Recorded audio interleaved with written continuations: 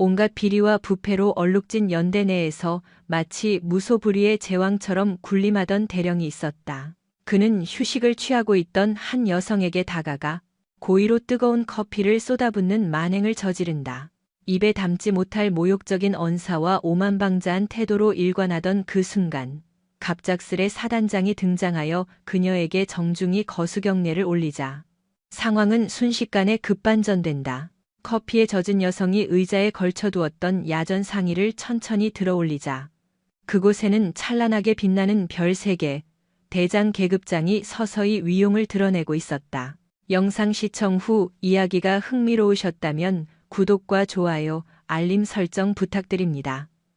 감사합니다.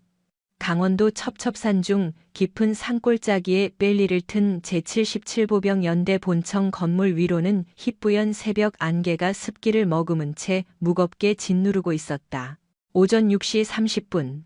고막을 찢을 듯 날카로운 기상 나팔 소리가 계곡을 울리자 연병장 흙바닥 위로는 수백 켤레의 군화가 내디디는 발소리가 요란스럽게 대지를 진동시켰다. 겉으로 보기에는 패기 넘치고 활기찬 아침 점호의 풍경이었으나 그 이면을 자세히 들여다보면 이미 퇴슬대로 터사터지기 일보 직전인 환부에서 흘러나오는 고름처럼 역겨운 부패의 악취가 진동하고 있었다. 연대장실의 창문은 외부와 단절하듯 굳게 닫혀 있었고 밀폐된 실내 공기 중에는 최고급 방향제 향기로도 채 가려지지 않는 묘한 위스키 냄새가 은근하게 감돌고 있었다. 이 연대의 실질적인 주인, 박영철 대령은 몸이 푹 꺼질 듯 푹신한 최고급 가죽 의자에 거만하게 몸을 파묻은 채였다. 그의 손에 들린 것은 갓 배달된 조간신문이 아니라 은밀하게 이중으로 작성된 회계 장부였다. 그의 어깨 위, 권력의 상징인 무궁화 3개의 계급장이 서늘한 형광등 불빛을 반사하며 차갑고도 번들거리는 빛을 뿜어내고 있었다. 박 대령은 돋보기를 코끝에 아슬아슬하게 걸친 채 붉은색 플러스펜을 들어 기존의 숫자를 가차없이 긋고 그 위에 새로운 숫자를 써넣기 시작했다. 병사들을 위해 쓰여야 할 복지 예산 항목에서 0 하나를 삭제하는 그의 손놀림은 너무나 능숙해서 일말의 죄책감이나 망설임조차 느껴지지 않았다. 군수과장, 당장 들어오라고 해. 박 대령의 감정 없는 마치 마른 장작처럼 건조하고 날카로운 목소리가 인터폰을 타고 차갑게 전달되었다. 잠시 후 조심스러운 노크 소리와 함께 잔뜩 주눅이 들어 어깨가 축 처진 소령 한 명이 집무실로 들어왔다. 어깨에 무궁화 하나를 달고 있는 군수과장은 박 대령의 거대한 책상 앞에 서서 부동자세로 차렷을 취했다. 박 대령은 시선을 장부의 숫자들에 고정한 채 바닥을 기는 듯한 낮은 목소리로 물었다. 이번 달 부식비 잔액 왜 이렇게 많이 남겨 먹었어? 내가 저번에 식자재 납품업체 사장하고 말 다 끝내놨다고 하지 않았나? 연대장님, 그게 사정이 있습니다. 상급 부대에서 이번 분기 급식 정량 검열을 대폭 강화하겠다는 공문이 시달되었습니다. 그래서 당분간은 눈치껏 규정 정량을 맞춰야만 뒤탈이 없을 것 같습니다.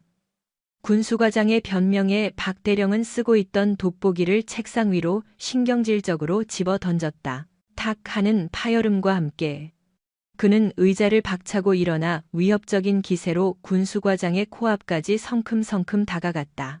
박 대령이 입을 열 때마다 뿜어져 나오는 역한 알코올 냄새가 군수과장의 코를 찌르며 숨통을 조여왔다. 이봐, 과장. 자네 옷 벗고 싶어? 아니면 진급은 아예 포기한 건가? 사단장님께서 이번 달에 나랑 골프 회동 잡으셨는데 빈손으로 덜렁덜렁 가라는 소리야? 사람이 융통성이 없으면 눈치라도 챙겨야 할 것 아닌가? 정량? 그래. 정량은 맞추되 식재료 등급을 최하로 낮추면 해결될 일 아니냐고. 돼지고기 비싼 앞다리살 대신 퍽퍽한 뒷다리살 섞고 국산 김치 대신 싸구려 중국산 섞어서 단가 후려치라고 내가 입이 닳도록 말하지 않았어? 박 대령의 호통에 군수과장은 식은땀을 줄줄 흘리며 고개를 푹 숙였다. 그는 군인으로서의 양심과 가장으로서의 생존 사이에서 치열하게 갈등했으나 자신의 어깨 위 무궁화 하나가 주는 무게감보다 눈앞에서 으르렁거리는 무궁화 3개의 압박감이 훨씬 더 공포스러웠다.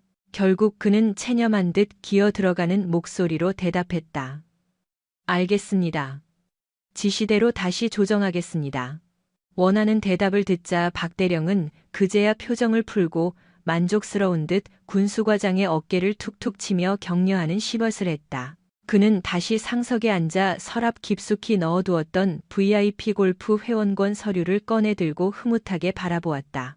창밖에서는 아침 구보를 뛰며 내뱉는 병사들의 거친 숨소리와 함성이 파도처럼 밀려왔지만 탐욕에 젖은 박대령의 귀에는 오직 자신의 주머니로 돈이 굴러들어오는 소리만이 들릴 뿐이었다. 점심시간이 되자 병사 식당 앞에는 배고픔을 달래려는 병사들의 긴 줄이 뱀처럼 늘어섰다.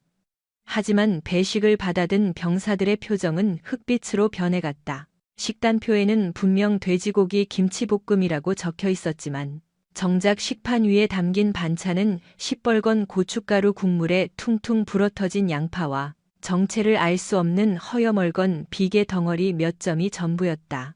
국이라고 나온 것은 맹물에 고춧가루만 푼 듯한 콩나물국이었는데 그마저도 콩나물 대가리는 보물찾기 하듯 찾아보기 힘들 지경이었다. 이런 걸 먹고 오후 훈련을 어떻게 뛰라는 거야.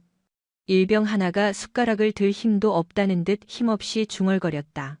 맞은편에 앉은 상병이 주위를 살피며 목소리를 낮춰 속삭였다. 잔말 말고 그냥 먹어. 안 그러면 매점 가서 사 먹어야 하는데 거기 비싼 거 알잖아. 월급 다 털린다. 게다가 연대장이 매점 운영권도 자기 친척한테 넘겼다는 소문이 파다해. 우리가 돈 쓰면 결국 그 인간 배만 불려주는 꼴이야. 병사들은 분노를 삼키며 꾸역꾸역 밥을 목구멍으로 밀어넣었다. 맛을 느끼기 위해서가 아니라 오직 오후 일과를 버텨내고 살기 위한 처절한 몸부림이었다. 반면 식당 한 구석에 별도로 마련된 간부 전용 식사 구역의 풍경은 천지 차이였다. 불투명 칸막이로 은밀하게 가려진 그곳. 식탁 위에는 윤기가 자르르 흐르는 이천 쌀밥과 갓 삶아 김이 모락모락 나는 두툼한 수육, 그리고 이슬 맺힌 신선한 쌈 채소가 푸짐하게 차려져 있었다. 박 대령과 그의 신복인 주요 참모들은 밖에서 병사들이 꿀꿀이죽 같은 밥을 먹든 말든 아랑곳하지 않고 자신들의 기름진 배를 채우며 껄껄대고 웃고 떠들 뿐이었다. 그들이 나누는 대화의 주제는 병사들의 고된 훈련이나 부대의 안위 따위가 결코 아니었다. 오로지 이번 주말에 잡힌 호화 골프 약속과 사단장의 눈에 들기 위해 무엇을 상납할지 모의하는 추악한 계획뿐이었다. 제77보병연대는 머리부터 발끝까지 썩어 문드러지고 있었지만 아무도 그 썩은 부위를 도려낼 엄두를 내지 못했다. 아니, 누군가 정의롭게 도려내려 했다가는 도리어 자신의 목이 먼저 잘려나갈 것이라는 사실을 모두가 뼈저리게 알고 있었기 때문이다. 거한 식사를 마친 박대령은 이쑤시개를 거만하게 입에 문 채 느릿느릿 식당을 나섰다. 제복 상의 단추가 터질 듯 불룩하게 튀어나온 그의 배는 마치 그의 끝없는 탐욕을 시각적으로 보여주는 듯했다.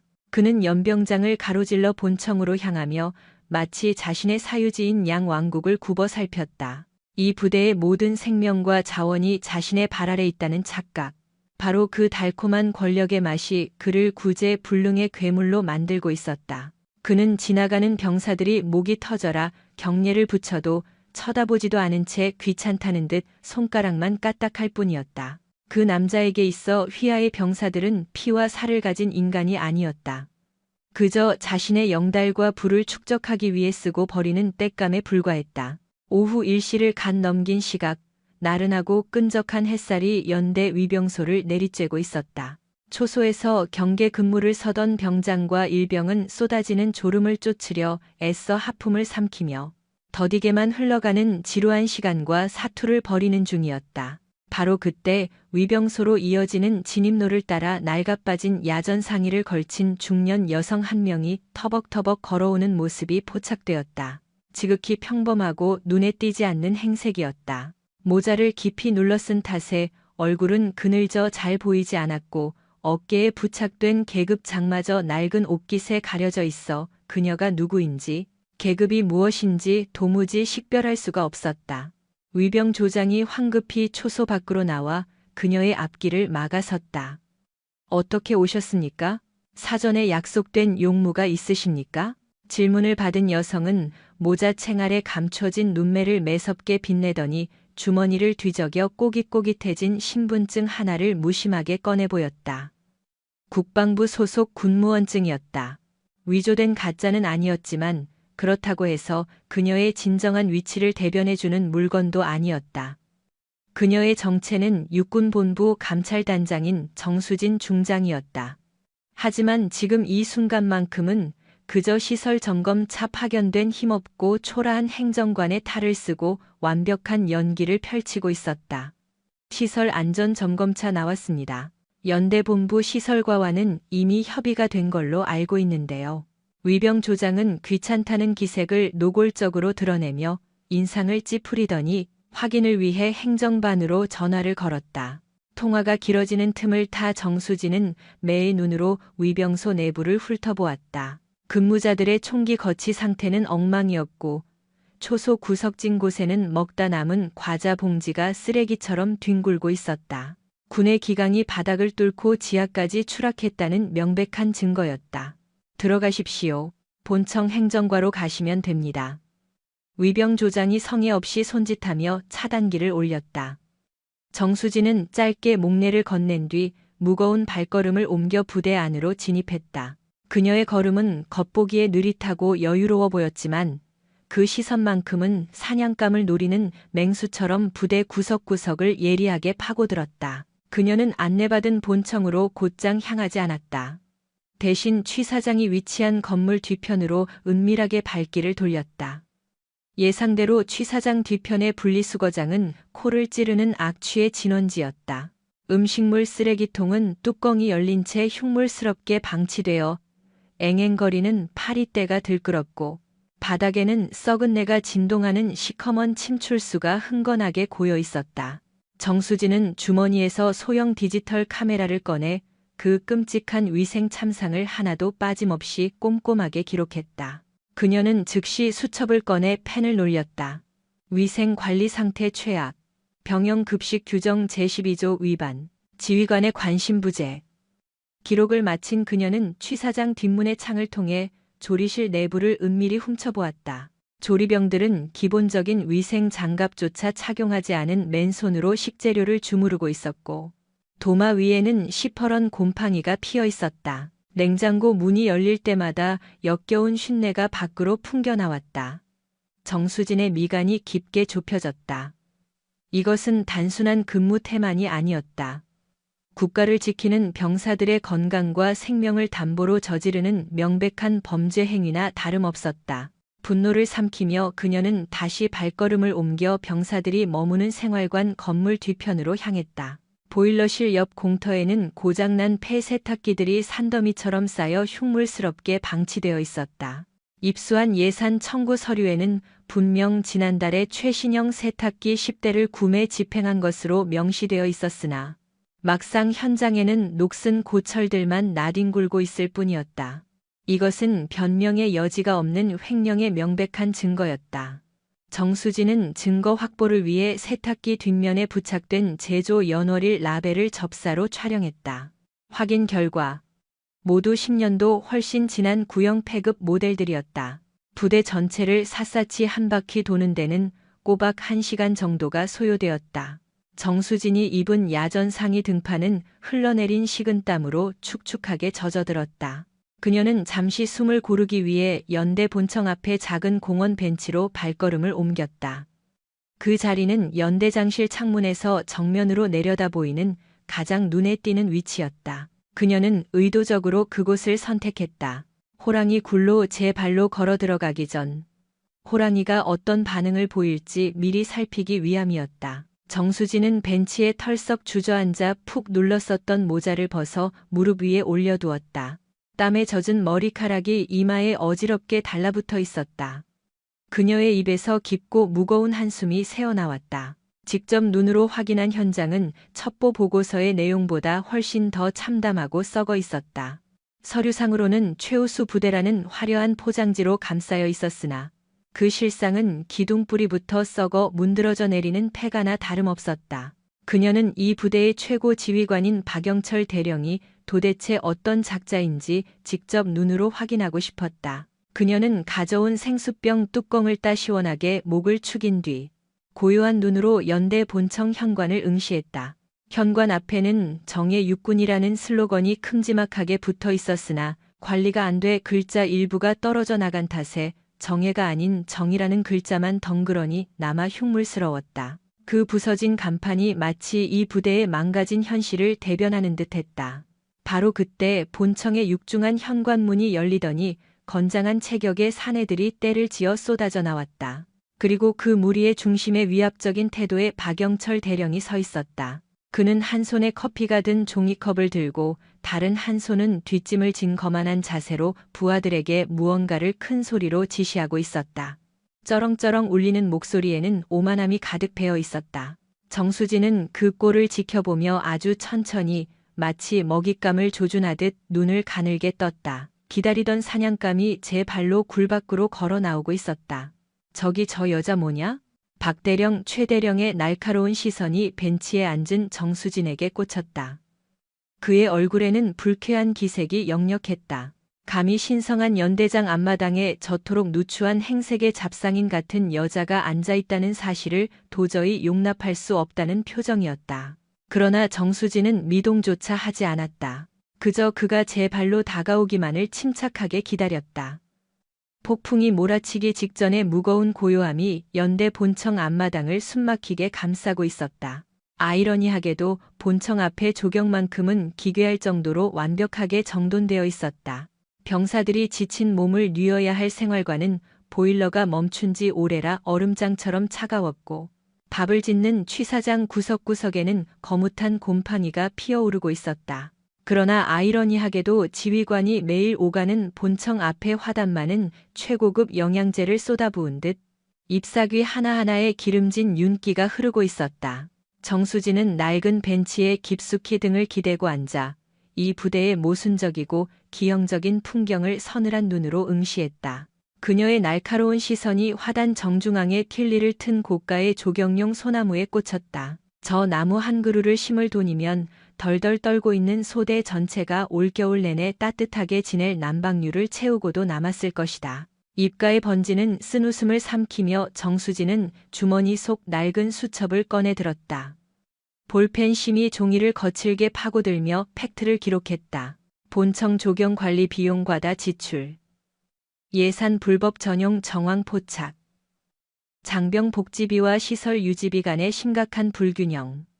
기록을 마친 그녀가 고개를 들어 마주한 가을 하늘은 시리도록 높고 푸르렀지만 이 부대를 짓누르는 공기는 숨이 막힐 듯 탁하고 음습했다.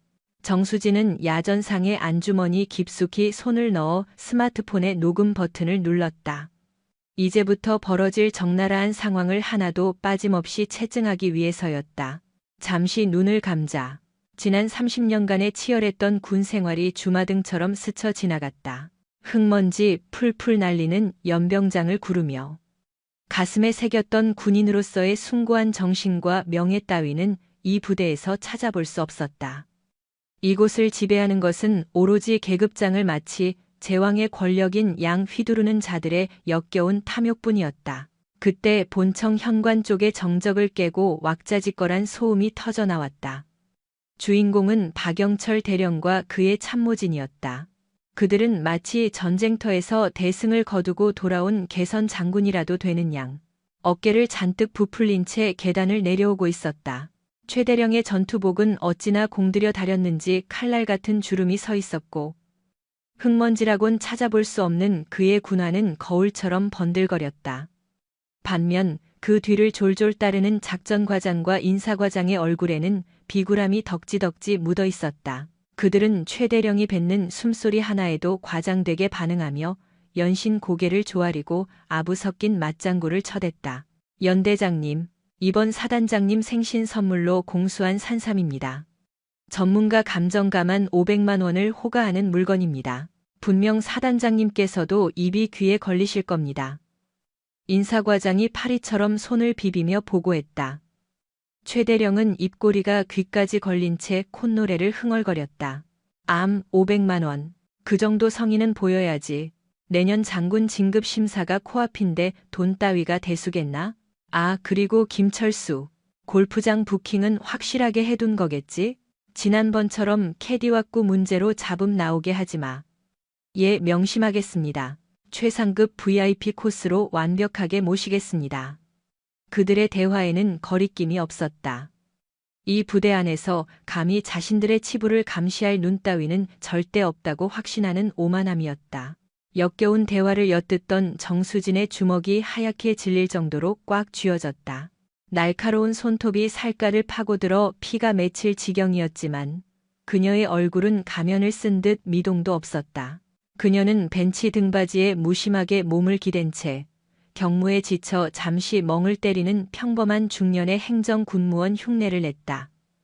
완벽한 위장이었다. 박영철 대령 일행의 발걸음이 점점 벤치 쪽으로 다가왔다.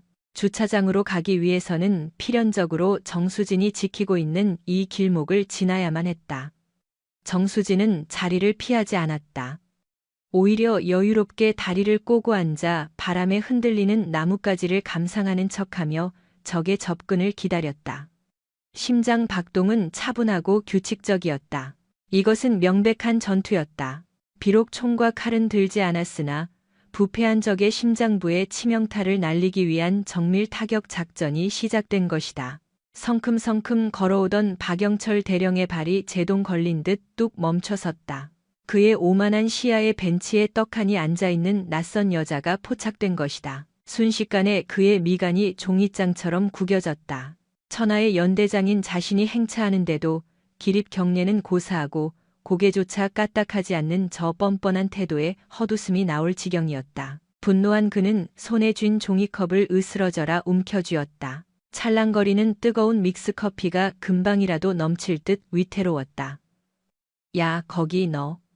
최대령의 날선 고함이 고요하던 부대의 공기를 날카롭게 찢어발겼다. 뒤따르던 참모들 역시 일제히 걸음을 멈추고 죽을 죄라도 지은 죄인을 보듯 정수진을 쏘아보았다. 정수진은 아주 느릿하게 고개를 돌려 최대령을 정면으로 응시했다. 그녀의 눈동자는 깊은 호수처럼 차분하다 못해 등골이 오싹할 정도로 서늘했다. 그 건방진 눈빛이 최대령의 비대해진 자존심을 사정없이 긁어놓았다. 감히 일개 군무원 나부랭이나 부사관 따위가 하늘 같은 연대장을 저런 불손한 눈으로 내려다보다니 도저히 용납할 수 없는 하극상이었다. 너 뭐하는 새끼야? 여기가 어디라고 감히 엉덩이 붙이고 퍼질러 앉아있어? 소속 어디냐고. 최대령이 위협적으로 다가와 고래고래 소리를 질렀다. 하지만 정수진은 석상처럼 앉은 채 입을 굳게 다물었다. 그 침묵은 불타오르는 최대령의 분노에 기름통을 들이부은 격이었다. 그는 정수진의 낡아빠진 야전 상의를 경멸 어린 시선으로 훑어내렸다. 계급장은 떼어낸 상태였다. 그는 그녀를 상급 부대에서 작업 나온 용역업체 아줌마나 군기가 빠질 대로 빠진 타 부대 상사 따위로 제멋대로 단정지었다. 어느 쪽이건 간에 자신의 발밑에서 기어야 할 하찮은 존재임이 분명했다. 야, 귀 먹었냐고. 관등 성명 안 돼? 내가 누군지 몰라서 이래. 최대령은 정수진의 코가 닿을 듯한 거리까지 얼굴을 들이밀고 악을 썼다. 흥분한 그의 입에서 튀어나온 침방울이 정수진의 뺨 위로 튀었다. 그러나 정수진은 눈 하나 깜짝하지 않았다. 그녀는 아주 침착하게 손등으로 뺨에 묻은 더러운 침을 닦아냈다. 이윽고 공간을 얼어붙게 만드는 낮고 서늘한 목소리가 흘러나왔다. 사람을 봤으면 최소한의 예의는 지키시죠. 다짜고짜 반말이라니. 가정교육을 덜 받으셨나 봅니다. 그 한마디는 뇌관을 건드리는 결정타였다. 순간 최대령의 얼굴이 붉은색을 넘어 터질 듯한 검붉은 색으로 흉측하게 일그러졌다. 주위의 참모들은 헛바람을 삼키며 S색이 된 채 그 자리에 얼어붙었다. 천하를 호령하는 박영철 대령의 면전에 대고 감히 저런 불경한 언사를 내뱉는 간 큰 인간은 이 부대 내에 전무했다. 마치 팽팽하던 최대령의 이성의 끈이 뚝 하고 끊어지는 파열음이 들리는 듯했다. 이 미친 여자가 정말 죽고 싶어서 환장했나? 교육? 새파랗게 어린 것이 감히 나한테 교육을 운운해? 내가 누군지 알고 그따위로 주둥이를 놀려? 격분한 최대령의 손끝이 제어할 수 없을 정도로 부들부들 떨렸다. 그는 자신의 견고한 권위가 바닥으로 추락하는 상황을 도저히 용납할 수 없었다. 부하들이 지켜보는 이 자리에서 저 오만방자한 여자를 철저히 짓밟아 본보기로 삼아야만 직성이 풀릴 것 같았다. 그는 손에 쥐고 있던 종이컵 뚜껑을 거칠게 뜯어발겼다. 그 안에서는 김이 모락모락 피어오르는 뜨거운 진갈색 액체가 위협적인 자태를 드러냈다. 정신이 나갔으면 내가 번쩍 들게 해주지. 최대령은 일말의 망설임도 없이 팔을 뻗어 정수진의 정수리 위로 컵을 가차없이 기울였다. 펄펄 끓는 믹스커피가 마치 폭포수처럼 쏟아져 내렸다. 좌르륵 끈적한 갈색 액체는 정수진의 머리카락을 타고 흘러내려 이마와 콧날을 적셨고 낡아 빠진 야전상의 귀 속으로 깊숙이 스며들었다. 달콤하면서도 역한 믹스커피 냄새가 순식간에 사방으로 진동했다. 화상을 입을 듯한 뜨거운 열기가 두피를 맹렬히 자극했으나 정수진은 비명은커녕 신음소리조차 내지 않았다. 그녀는 석상처럼 미동도 하지 않은 채 커피 방울이 뚝뚝 떨어지는 속눈썹 사이로 최대령을 싸늘하게 올려다보았다. 주변은 마치 찬물을 끼얹은 듯 숨 막히는 침묵에 휩싸였다. 참모들은 경악을 금치 못하고 입을 다물지 못했다. 아무리 분노가 치밀어도 민간인이나 타 부대 소속원에게 직접적인 물리력을 행사하는 것은 차원이 다른 심각한 문제였기 때문이다. 그러나 이성을 잃은 최대령은 멈추지 않았다. 그는 구겨진 빈 종이컵을 정수진의 얼굴을 향해 내던지며 비릿하고 조소 섞인 웃음을 흘렸다. 이제 좀 정신이 드나? 꼴에 군복 비슷한 거 좀 걸쳤다고 군인 흉내 내나 본데 여기는 엄연히 내 구역이야. 주제 파악 못하고 설치면 어떻게 되는지 이제 알겠어? 식어가는 커피는 정수진의 턱선을 타고 목덜미 안쪽으로 깊숙이 흘러들어갔다. 축축하고 끈적거리는 불쾌한 감각이 온몸을 휘감았다. 그러나 그녀의 내면은 그 어느 때보다 차갑고 냉철하게 식어 있었다. 그녀는 천천히 아주 우아하게 자리에서 일어났다. 젖은 머리카락이 뺨에 달라붙어 엉망진창인 몰골이었지만 그녀가 전신에서 뿜어내는 기운은 흉포한 맹수 앞에서도 절대 물러서지 않는 투사의 기백 그 자체였다. 정수진은 주머니에서 손수건을 꺼내 얼굴을 닦는 대신 커피 얼룩으로 엉망이 된 자신의 야전상의 가슴팍을 무심하게 툭툭 털어냈다. 그리고는 흔들림 없는 눈빛으로 최대령의 눈을 똑바로 응시하며 입을 열었다. 실수하신 겁니다. 아주 돌이킬 수 없는 큰 실수를. 그녀의 목소리에는 감정의 높낮이가 전혀 느껴지지 않았다. 그것은 분노를 표출하는 것도 공포에 질린 것도 아니었다. 마치 피고인에게 사형 선고를 내리는 판사의 목소리처럼 건조하면서도 서늘할 정도로 단호했다.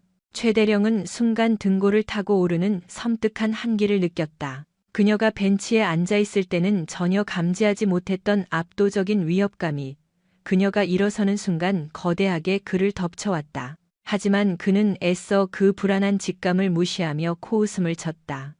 실수? 내가 어디 가서 신고라도 하시게? 해봐. 마음대로 해보라고. 내가 눈 하나 깜짝 하나. 최대령은 돌아설 생각조차 하지 않고 오만하게 팔짱을 낀 채 정수진을 향해 조롱을 퍼부었다. 작전과장이 안절부절 못하며 조심스럽게 최대령의 소매를 잡아 끌고는 다급하게 속삭였다. 연대장님, 제발 그만 가시죠. 보는 눈도 너무 많고 사단장님께서 도착하실 시간이 다 됐습니다. 이거 안 놔? 이 여자가 내 발밑에서 싹싹 빌 때까지 난 한 발자국도 안 움직여. 어디서 감히 눈을 부라려? 바로 그때였다. 연병장 입구 위병소 쪽에서 육중한 강철 바리케이드가 올라가는 기계음과 함께 칠흑 같은 검은색 세단 한 대가 미끄러지듯 부드럽게 영내로 진입했다. 차량 앞 범퍼에 부착된 붉은색 성판에는 권위의 상징인 별 2개가 선명하게 박혀 빛나고 있었다. 사단장 김영호 소장의 차량이었다. 그 광경을 목격한 최대령은 그제야 사색이 되어 표정을 바꾸더니 정수진을 향해 삿대질을 해댔다. 운 좋은 줄 알아. 사단장님 오셨으니까 오늘만 특별히 이 정도로 봐주는 거야. 당장 내 눈앞에서 꺼져. 다시 내 눈에 띄면 그땐 국물도 없을 줄 알아. 최대령은 황급히 흐트러진 옷매무새를 다듬으며 사단장의 차가 멈춰 설 본청 현관 앞으로 헐레벌떡 뛰어갔다. 참모들도 허둥지둥 그 뒤를 따랐다. 소란이 지나간 자리에 정수진만이 홀로 남겨졌다. 온몸에 커피 냄새가 진동하는 그녀의 몰골은 처량해 보이기 그지없었지만 그녀의 입가에는 아주 미세한, 그러나 보는 이가 있다면 섬뜩함을 느낄 정도로 차가운 미소가 걸려 있었다. 그녀는 축축하게 젖은 손으로 안주머니 속 스마트폰의 녹음 버튼을 눌러 종료했다. 증거 확보 완료. 폭행 및 모욕죄 추가. 저 멀리 사단장의 차문이 열리고 있었다. 이제 지루한 연극의 일막이 끝나고 진짜 쇼가 시작될 차례였다. 박영철 대령이 사단장의 차량을 영접하러 뛰어가는 뒷모습은 비굴할 정도로 기민했다. 방금 전까지 무방비 상태의 여성에게 뜨거운 커피를 쏟아붓던 폭력적이고 야만적인 모습은 온데간데 없었다. 그는 달리면서 재킷의 단추를 채우고 비뚤어진 넥타이를 바로잡느라 여념이 없었다. 그의 참모들도 헐레벌떡 그 뒤를 따르며 벤치에 홀로 남겨진 정수진을 힐끔거렸지만 그 누구도 다가와 상태를 묻거나 사과 따위는 하지 않았다. 그들의 눈빛에는 오직 경멸과 귀찮음, 그리고 지휘관의 심기를 거스른 자에 대한 노골적인 조소만이 가득 담겨 있었다. 정수진은 그 자리에 못 박힌 듯 우두커니 서 있었다. 머리카락을 타고 흘러내린 커피는 턱선을 지나 쇄골 안쪽 깊숙이 파고들었다. 믹스커피 특유의 불쾌한 끈적거림이 피부를 조여왔고 식어가는 액체의 차가움이 서늘한 가을바람과 만나 오한을 일으켰다. 그러나 그녀는 손을 들어 닦아내지 않았다. 그 얼룩이야말로 그녀가 치를 전쟁의 가장 확실한 무기였으니까. 지금 정수진의 군복을 적신 것은 단순한 커피 찌꺼기가 아니었다. 그것은 이 부대 깊숙이 터차 터진 부패와 타락을 증명하는 씻을 수 없는 오욕의 증거였다. 그녀는 축축하고 끈적이는 이 치욕스러운 감각을 뼛속 깊이 각인했다. 지금 느끼는 이 불쾌한 감각은 잠시 후 그들이 마주하게 될 공포의 무게와 정확히 비례하게 될 터였다. 연병장 너머에는 병사들이 기계적으로 행군 준비를 서두르고 있었다. 멀리서 벌어진 소란을 분명 목격했을 테지만 누구 하나 시선을 돌리지 않았다. 간부들의 포갑과 부조리에 길들여진 그들에게 연대장실 앞의 고성은 그저 익숙한 소음 공해일 뿐이었다. 정수진의 가슴을 후벼 파는 것은 바로 그 서늘한 무관심이었다. 불의가 일상이 되고 비리가 관행이 되어버린 조직. 그것은 이미 숨통이 끊어진 시체나 다름없었다. 그녀는 거칠어지려는 호흡을 천천히 가다듬었다. 단전에서부터 끓어오르는 분노가 식도를 태울 듯 치솟았지만 차가운 이성의 얼음물로 꾹꾹 눌러 담았다. 정수진의 날카로운 시선은 마치 조준경처럼 최대령의 등 뒤에 꽂혔다. 그는 사단장의 세단이 멈출 지점을 기가 막히게 예측하여 미리 도열해 있었다. 그 꼴은 명예로운 군인이라기보다 팁을 바라는 숙련된 웨이터에 가까워 보였다. 강자 앞에서는 간이라도 빼줄 듯 비굴하게 굴면서 약자 앞에서는 굶주린 맹수처럼 군림하려 드는 전형적인 강약약강의 기회주의자. 저 역겨운 등짝이 그의 본성을 말해주고 있었다. 주머니 안에서 휴대폰이 짧게 진동했다. 정수진은 미동도 하지 않았다. 보나마나 감찰팀의 위치 보고일 것이다. 지금은 아니다. 아직은 칼을 뽑을 때가 아니었다. 그녀는 사단장 김영호 소장이 차문을 열고 그 거만한 얼굴을 드러내는 순간까지 인내해야 했다. 썩어빠진 비리의 몸통과 그의 기생하는 꼬리가 한 프레임 안에 들어오는 바로 그 찰나. 그때가 바로 놈들의 목을 조일 완벽한 타이밍이었다. 야전상의 왼쪽 가슴은 비어 있었다. 잠입을 위해 떼어낸 명찰 자국만이 희미하게 남아있을 뿐이었다. 대신 오른쪽 가슴에 박힌 육군이라는 두 글자가 커피 얼룩 사이에서도 유독 선명하게 도드라져 보였다. 정수진은 그 두 글자가 주는 천근만근의 무게를 되새겼다. 이미 타락한 최대령에게 군복이란 그저 자신의 탐욕스러운 배를 불리기 위한 사업 허가증에 불과했다. 싸늘한 바람이 불어와 젖은 머리카락을 헝클어뜨렸다. 처참한 몰골이었다. 영락 없이 봉변당한 힘없는 중년 여성이었으나 그 눈동자만큼은 어둠 속에서도 형형하게 빛나고 있었다. 마치 먹잇감의 목덜미를 노리는 매처럼 그녀의 눈빛은 서늘한 살기를 띠고 있었다. 정수진은 벤치 옆에 무심하게 두었던 전투모를 집어들었다. 모자챙 안쪽에 은밀하게 수놓인 은색 별 3개, 중장의 계급장이 어둠 속에서 서늘하게 번뜩였다. 그녀는 모자를 머리에 쓰는 대신 손에 꽉 쥐었다. 아직은 이 별들을 드러낼 때가 아니었다. 클라이맥스는 상대가 승리에 취해 가장 방심했을 때 터뜨려야 파괴력이 배가 되는 법이다. 검은색 지휘관용 세단이 뱀처럼 미끄러지듯 들어와 멈춰섰다. 운전병이 튀어나와 뒷좌석 문을 열자 방금 닦은 듯 광이 번쩍이는 전투화가 아스팔트 바닥을 짓눌렀다. 김영호 소장이었다.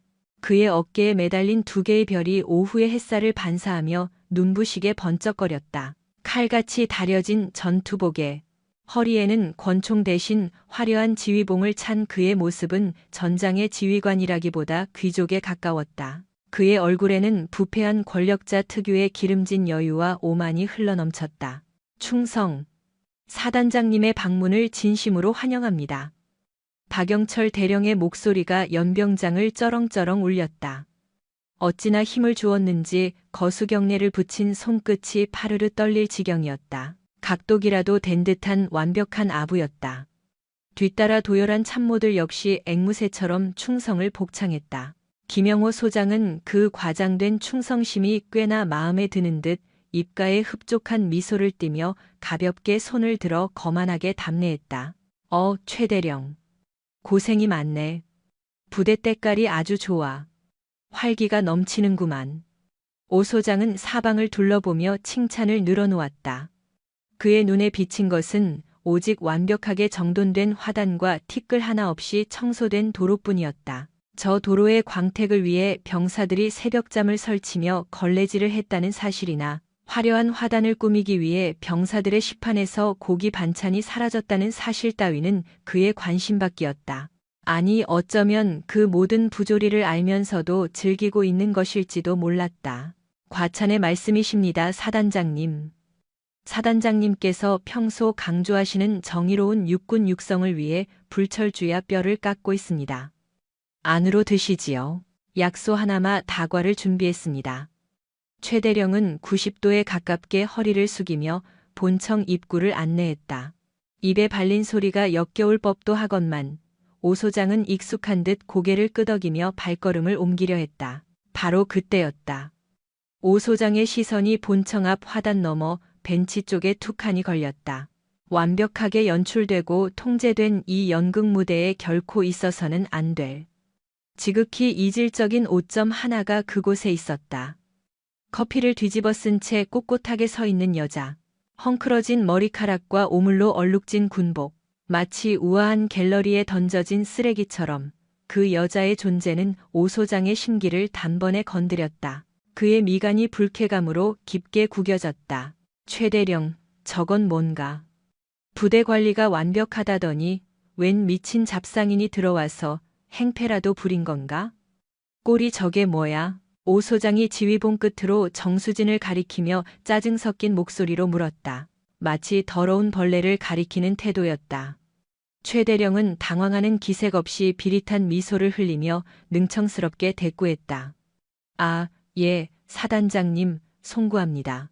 외부에서 시설 점검차 나왔다는 군무원 나부랭이 같은데 정신 상태가 영 빠져 있길래 제가 오는 길에 군인 정신 주입 좀 시켰습니다. 사단장님 안구 테러 당하시기 전에 당장 치우겠습니다. 작전과장, 뭐하고 있어? 빨리 헌병대 불러서 저 여자 끌어내지 않고. 최 대령의 호통이 채 끝나기도 전이었다. 오 소장의 등골로 기묘한 오한이 스치고 지나갔다. 이상한 기시감이었다. 벤치 앞에 서 있는 저 여자의 실루엣 어딘가 낯설지 않았다. 아니, 단순한 익숙함을 넘어 뇌리 깊은 곳에 박제되어 있던 원초적인 공포를 자극하고 있었다. 오 소장은 반사적으로 발걸음을 멈추고 의심 가득한 눈초리로 눈을 가늘게 떴다. 거리는 고작 20여 미터 남짓. 쏟아지는 역광 탓에 이목구비는 흐릿했지만 꼿꼿하게 허리를 세우고 뒷짐을 진 채 상대를 꿰뚫어 보는 듯한 저 특유의 각도는 김영호가 뼈에 사무치도록 잘 아는 것이었다. 육군사관학교 생도 시절부터 전설처럼 회자되던 그 올곧은 자세, 그리고 그가 준장 계급장을 달고 감찰을 받을 때 뼛속 깊이 각인되었던 그 압도적인 위압감이 느껴졌다. 순간 오 소장의 심장이 쿵 소리를 내며 바닥으로 곤두박질 쳤다. 설마, 아니야. 그럴 리가 없다. 천하의 육군본부 감찰단장이 예고도 수행원도 없이 이런 첩첩산중 연대까지, 그것도 저런 남루한 몰골로 나타날 리가 없지 않은가. 그는 애써 고개를 세차게 저으며 현실을 부정하려 들었다. 그래, 그저 닮은 사람일 뿐이다. 세상에 비슷하게 생긴 사람은 얼마든지 있으니까. 하지만 정수진이 한 발 한 발 천천히 그들 쪽으로 다가오자 오 소장의 동공은 리히터 규모의 지진이라도 난 듯 격렬하게 요동쳤다. 거리가 좁혀질수록 선명해지는 윤곽, 커피 얼룩으로 엉망진창이 되었음에도 절대 가려지지 않는 서슬퍼런 눈매와 날카로운 콧날, 그리고 무엇보다 그를 쏘아보는 경멸, 서린 시선까지. 그것은 오 소장이 30년 군 생활 내내 가장 공포스러워했던 살아있는 저승사자, 정수진 중장의 얼굴 그 자체였다. 오 소장의 입술 사이로 바람 빠진 풍선 같은 신음이 새어나왔다. 다리가 사시나무처럼 후들거려 지탱하기조차 버거웠고 등줄기에서는 식은땀이 비 오듯 쏟아져 내렸다. 그러나 최대령은 김영호 사단장의 기색이 하얗게 질려가는 것을 전혀 눈치채지 못한 채 여전히 정수진을 향해 삿대질을 해대며 악을 썼다. 야, 이 여자가 진짜 돌았나? 감히 사단장님 계시는 곳이 어디라고 기어와? 당장 저리 안 꺼져. 최대령이 고래고래 고함을 지르며 위협적으로 앞으로 나서려던 찰나였다. 그 순간 오 소장이 번개같이 달려들어 최대령의 어깨를 거칠게 밀쳐버렸다. 비키라고 이 미친놈아. 오 소장의 목소리는 공포로 인해 찢어질 듯 갈라져 튀어나왔다. 난데없는 사단장의 욕설과 거친 손길에 최대령은 볼품없이 바닥으로 나뒹굴었다. 엉덩방아를 깨진 최대령이 어리빠진 표정으로 사단장을 올려다보았으나 사단장의 안중에 최대령 따위는 들어오지도 않았다. 오 소장은 핏기가 완전히 가신 사색이 된 얼굴로 정수진을 향해 질주하듯 내달렸다. 그리고 그녀의 코앞에 이르러 군화 뒤축이 부서져라 천지를 울릴 듯 강력하게 발을 모아 차렷 자세를 취했다. 충성. 오 소장의 거수경례 구호는 차라리 비명에 가까웠다. 손끝은 칼같이 관자놀이에 붙어 있었으나 경례를 올린 팔은 극도의 긴장으로 경련을 일으키듯 심하게 떨리고 있었다. 그 기괴한 광경에 연병장의 공기가 순식간에 차갑게 얼어붙었다. 바닥에 널브러진 최대령도, 뒤에서 상황을 즐기며 킬킬대던 참모들도, 위병소 근무자들도 모두 숨조차 쉬지 못했다. 사단장이 명색이 별이 2개나 달린 소장이 웬 낯선 여자에게 먼저, 그것도 저토록 처절하고 절박하게 경례를 올리고 있는 것이 아닌가. 육군본부 감찰단장님께 대하여 경례. 충성. 오 소장의 떨리는 복명복창이 연대의 정막을 깨뜨리며 쩌렁쩌렁 울려 퍼졌다. 최대령의 눈이 찢어질 듯이 부릅뜨어졌다. 감찰단장. 육군본부. 그렇다면 저 여자가 중장. 3스타란 말인가? 최대령의 머릿속 회로가 하얗게 타버리며 전멸했다. 자신이 방금 무슨 짓을 저질렀는지 깨닫는 데는 그리 오랜 시간이 걸리지 않았다. 그는 멍하니 자신의 손을 내려다보았다. 조금 전까지 믹스커피 컵을 쥐고 있던 그 손이 이제는 자신의 숨통을 조여오는 교수형 밧줄처럼 보였다. 정수진은 오 소장의 경례를 곧바로 받아주지 않았다. 대신 그녀는 아주 천천히 고문하듯 느릿한 동작으로 손에 들고 있던 금무모를 머리에 썼다.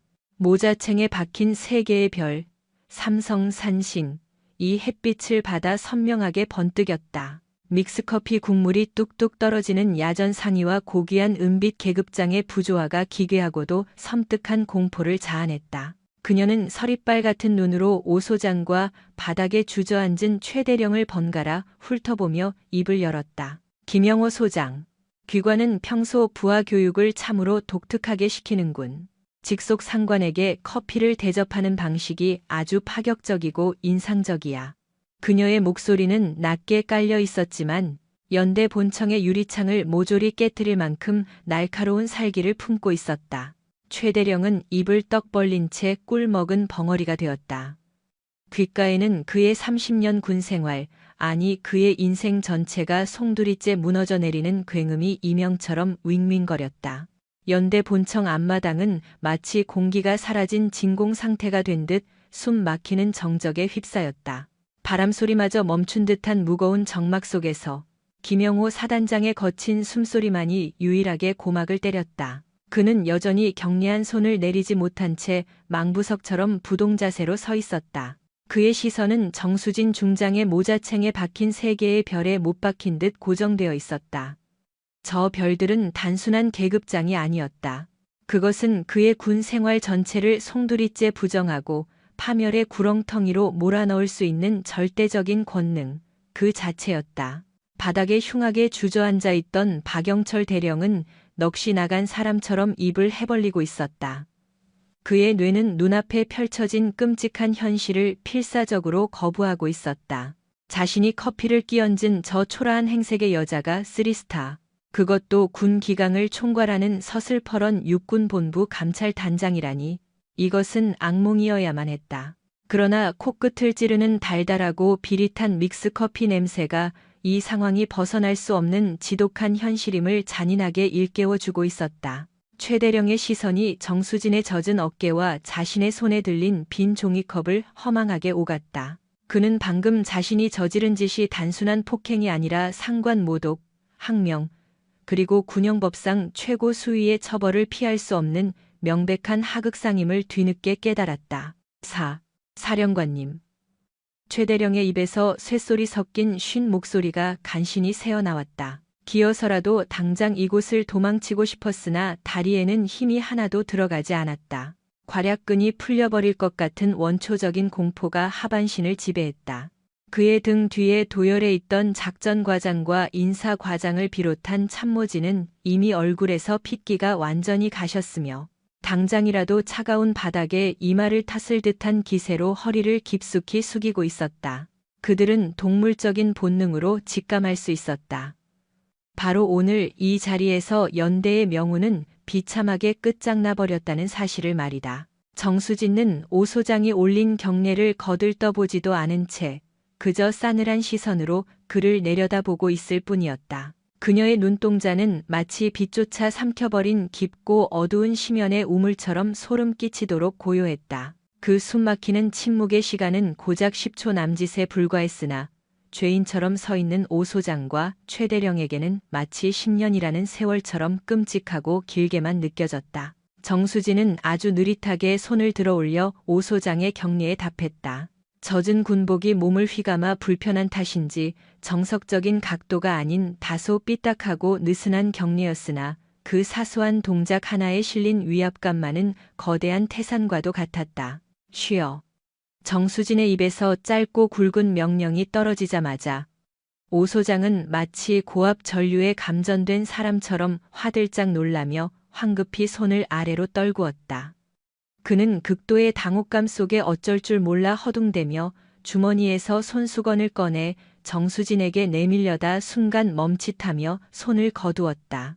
감히 자신 따위의 손수건으로 그녀의 젖은 옷을 닦는 행위조차 불경스럽기 짝이 없다고 느껴졌기 때문이다. 사령관님, 도대체 이게 무슨, 아니 언제 이곳에 당도하셨습니까? 미리 기별이라도 주셨으면 제가 직접 모시러 달려갔을 텐데 어찌하여 이런 누추하고 보잘것없는 곳에 홀로. 오 소장은 혀가 꼬인 채 횡설수설하며 말을 더듬거렸다. 정수진은 서리발처럼 차가운 눈빛으로 오 소장의 변명을 단칼에 잘라버렸다. 누추한 곳이라. 그래. 자네 말 맞다나 아주 누추하고 썩은 냄새가 진동을 하는 곳이더군.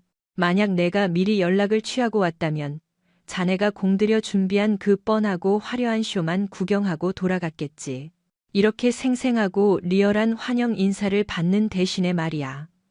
정수진은 턱짓으로 바닥에 뒹굴고 있는 믹스 커피컵을 가리켰다. 그 말을 듣자 오 소장의 얼굴색은 순식간에 죽은 사람처럼 흑빛으로 변해버렸다. 그는 바닥에 흉하게 널브러진 최대령을 찢어 죽일 듯이 살벌하게 노려보았다. 당장이라도 신고 있는 군화발로 놈을 걷어차 버리고 싶었으나 정수진의 서늘한 눈치가 보여 차마 그러지는 못하고 주먹만 꽉 쥐었다 폈다 하며 분을 사길 뿐이었다. 박영철 대령. 정수진이 낮고 묵직한 목소리로 그의 이름을 호명했다. 그 소리에 최 대령은 소스라치게 놀라며 비틀거리는 몸짓으로 겨우 자리에서 일어섰다. 그의 무릎에는 바닥에 흙먼지가 잔뜩 묻어 지저분했고 칼주름이 잡혀 완벽하게 다려졌던 전투복은 이제 구겨지고 엉망이 되어 볼품없기 그지없었다. 예, 대령 박영철. 자네는 손님을 접대하는 방식이 아주 기상천외하고 독창적이군. 내 군생활 35년을 통틀어 적군에게 쏟아지는 포탄 세례는 맞아봤어도 아군에게 이런 커피 세례를 받아보는 건 난생 처음이야. 아주 잊지 못할 신선한 경험이었어. 최 대령은 당장이라도 바닥에 무릎을 꿇고 빌고 싶은 강렬한 충동을 느꼈다. 죽을 죄를 지었습니다. 저는 정말 꿈에도 몰라봤습니다. 그저 외부에서 들어온 잡상인인 줄만 알고. 잡상인? 잡상인에게는 다짜고짜 뜨거운 커피를 부어도 된다는 규정이 도대체 어느 야전 교범에 적혀 있나? 민간인에게는 그렇게 함부로 대해도 된다고 자네 사단장이 가르치던가? 정수진의 목소리 톤이 한층 더 높아지며 공간을 울렸다. 쩌렁쩌렁한 그 호통에 최 대령은 꿀먹은 벙어리처럼 입을 굳게 다물었다. 구차한 변명을 늘어놓으면 늘어놓을수록 깊은 땔스로 빠져드는 듯한 기분이었다. 정수진은 더 이상 그와 말을 섞는 것조차 불쾌하다는 듯 고개를 획 돌려버렸다. 안으로 들어가지. 밖에서 이러고 서 있으니 지나가는 병사들이 아주 좋은 구경거리 났다고 좋아하겠어. 연대장실로 이동한다. 정수진이 앞장서서 현관 쪽으로 발걸음을 옮겼다. 그녀가 걸음을 옮길 때마다 등 뒤에서는 젖은 군복이 피부에 쩍쩍 달라붙는 불쾌한 소리가 들려왔다. 오 소장과 최 대령은 마치 끌려가는 죄인처럼 고개를 깊이 숙인 채 말없이 그녀의 뒤를 따랐다. 위병소 근무자들은 그 기이하고도 살벌한 행렬을 지켜보며 긴장감에 마른 침을 꿀꺽 삼켰다. 바야흐로 연대의 하늘이 와르르 무너져 내리고 있었다. 연대장실의 문이 열리자마자 한여름의 더위를 잊게 하는 서늘한 에어컨 바람과 함께 은은하고 고급스러운 가죽 냄새가 코끝을 자극했다. 정수진은 방 안으로 들어서자마자 미간을 확 찌푸렸다. 눈앞에 펼쳐진 광경은 야전 부대의 지휘소라고는 도저히 믿기 힘들었다. 마치 호화로운 호텔의 스위트룸이나 대기업 임원의 집무실을 그대로 옮겨놓은 듯한 모습이었다. 바닥에는 발이 푹푹 빠질 만큼 푹신한 최고급 카펫이 깔려 있었고 한쪽 벽면 전체는 각종 비싼 양주가 진열된 장식장으로 가득 채워져 있었다. 구석에는 수백만 원을 호가하는 최신형 안마 의자가 떡하니 자리 잡고 있었으며 책상 위에서는 금으로 도금된 명패가 번쩍번쩍 빛을 발하고 있었다. 병사들은 냉골 바닥에서 쪽잠을 자고 있는데 지휘관이라는 자는 이곳에서 왕처럼 군림하며 호의호식하고 있었던 것이다. 정수진은 상석인 연대장의 크고 안락한 집무용 의자에는 눈길조차 주지 않았다. 대신 그녀는 접객용 소파의 가장자리에 무심하게 걸터 앉았다. 커피에 흠뻑 젖은 그녀의 야전 상의 끝자락에서 떨어진 진한 갈색 물방울이 티끌 하나 없던 아이보리색 소파 가죽 위로 뚝뚝 떨어지며 얼룩을 만들어냈다. 그 모습을 지켜보던 최 대령은 속으로 비명을 지르고 싶은 심정이었다. 저 소파가 어떤 물건인가. 자신이 이탈리아제 최고급품이라며 입이 마르도록 자랑하던 1000만원짜리 명품 소파가 아니던가. 하지만 절체절명의 위기인 지금 그에게 소파 따위는 더 이상 중요하지 않았다. 당장 자신의 목이 붙어 있느냐 떨어지느냐가 시급한 문제였기 때문이다. 문 닫고 나가. 정수진의 짧고 차가운 지시에 눈치 빠른 작전과장이 황급히 문을 닫고 밖으로 사라졌다. 넓은 방 안에는 이제 정수진, 김영호 소장, 그리고 박영철 대령 단 세 사람만이 남겨졌다. 숨소리조차 내기 힘든 무거운 침묵이 방 안의 공기를 짓누르며 팽팽한 긴장감을 조성했다. 오 소장과 최 대령은 부동자세로 정수진 앞에 나란히 도열해 섰다. 그 모습은 마치 호랑이 같은 훈육주임 앞에 불려 나온 것. 먹은 훈련병들 같았다. 정수진은 탁자 위에 젖어서 눅눅해진 수첩과 스마트폰을 툭 하고 올려놓았다. 그리고 품에서 꼬깃꼬깃 구겨진 손수건을 꺼내 얼굴에 묻은 커피 자국을 다소 거칠게 문질러 닦아냈다. 커피 자국이 지워지고 그녀의 차가운 얼굴이 온전히 드러날수록 두 사람이 느끼는 공포심은 기하급수적으로 커져만 갔다. 그녀는 더러워진 손수건을 탁자 위에 아무렇게나 툭 던져놓고는 날카로운 눈빛으로 두 사람을 올려다 보았다. 앉으라는 말 안 했으니 그대로 서서 듣게. 예, 알겠습니다. 오 소장이 군기가 바짝 든 목소리로 크게 대답했다. 그의 이마에는 식은땀 방울이 송글송글 맺혀 빗물처럼 흘러내리고 있었다. 김영호 소장. 예, 중장님. 자네가 지휘하는 사단 예하 연대들의 관리 실태가 실로 놀라울 지경이더군. 오늘 내가 딱 1시간 동안 부대를 돌아봤는데 참으로 눈뜨고 못 봐줄 가관이었어. 취 사장 위생 상태는 돼지우리만도 못하고 병사들이 잠자고 쉬어야 할 생활관 보일러는 죄다 동파되어 터져 있더군. 그런데 정작 연대장실은 마치 왕이 사는 궁궐처럼 호화찬란해. 이것이 자네가 입버릇처럼 강조하던 정의로운 육군의 참모습인가? 오 소장은 낭패감에 입술을 질끈 깨물었다. 면목 없습니다. 사단장인 제가 미처 세부적인 부분까지 세심하게 살피지 못했습니다. 즉시 시정 조치를 취하고 직무를 유기한 관련자들을 색출해 엄중히 문책하겠습니다. 관련자 문책이라. 그 문책 대상에 자네 자신도 포함된다는 사실은 인지하고 있나? 정수진이 폐부를 찌르는 날카로운 질문을 던지자 오 소장의 동공이 지진이 난 듯 거칠게 흔들렸다. 그게 도대체 무슨 말씀이신지? 듣자 하니 최 대령이 자네 생일 선물로 500만 원을 호가하는 산삼을 준비했다더군. 그뿐인가? 이번 주말에는 골프 회동까지 잡혀 있고 캐디 배정 문제로 잡음이 나오지 않게 하라는 특별 당부까지 아주 꼼꼼하게 챙겼어. 병사들 밥 먹일 부식비를 횡령해서 직속 상관 생일 선물이나 챙기는 게 언제부터 이 부대의 자랑스러운 전통이 되었나 보지? 정수진은 조금 전 벤치 뒤에서 엿들었던 대화 내용을 토시 하나 틀리지 않고 정확하게 읊조렸다. 그 서늘한 암기력에 최 대령의 다리가 맥없이 휘청거렸다. 그녀가 그들의 모의를 처음부터 끝까지 듣고 있었다는 사실에 그는 깊은 절망감을 느꼈다. 오 소장은 당장이라도 찢어밟힐 듯한 눈빛으로 최 대령을 노려보았다. 이 멍청하고 비싼 대가를 치르게 할 부하놈 때문에 자신까지 꼼짝없이 비리 혐의로 엮여 들어갔다는 생각에 참을 수 없는 분노가 치밀어 올랐다. 중장님, 이건 명백한 오해입니다.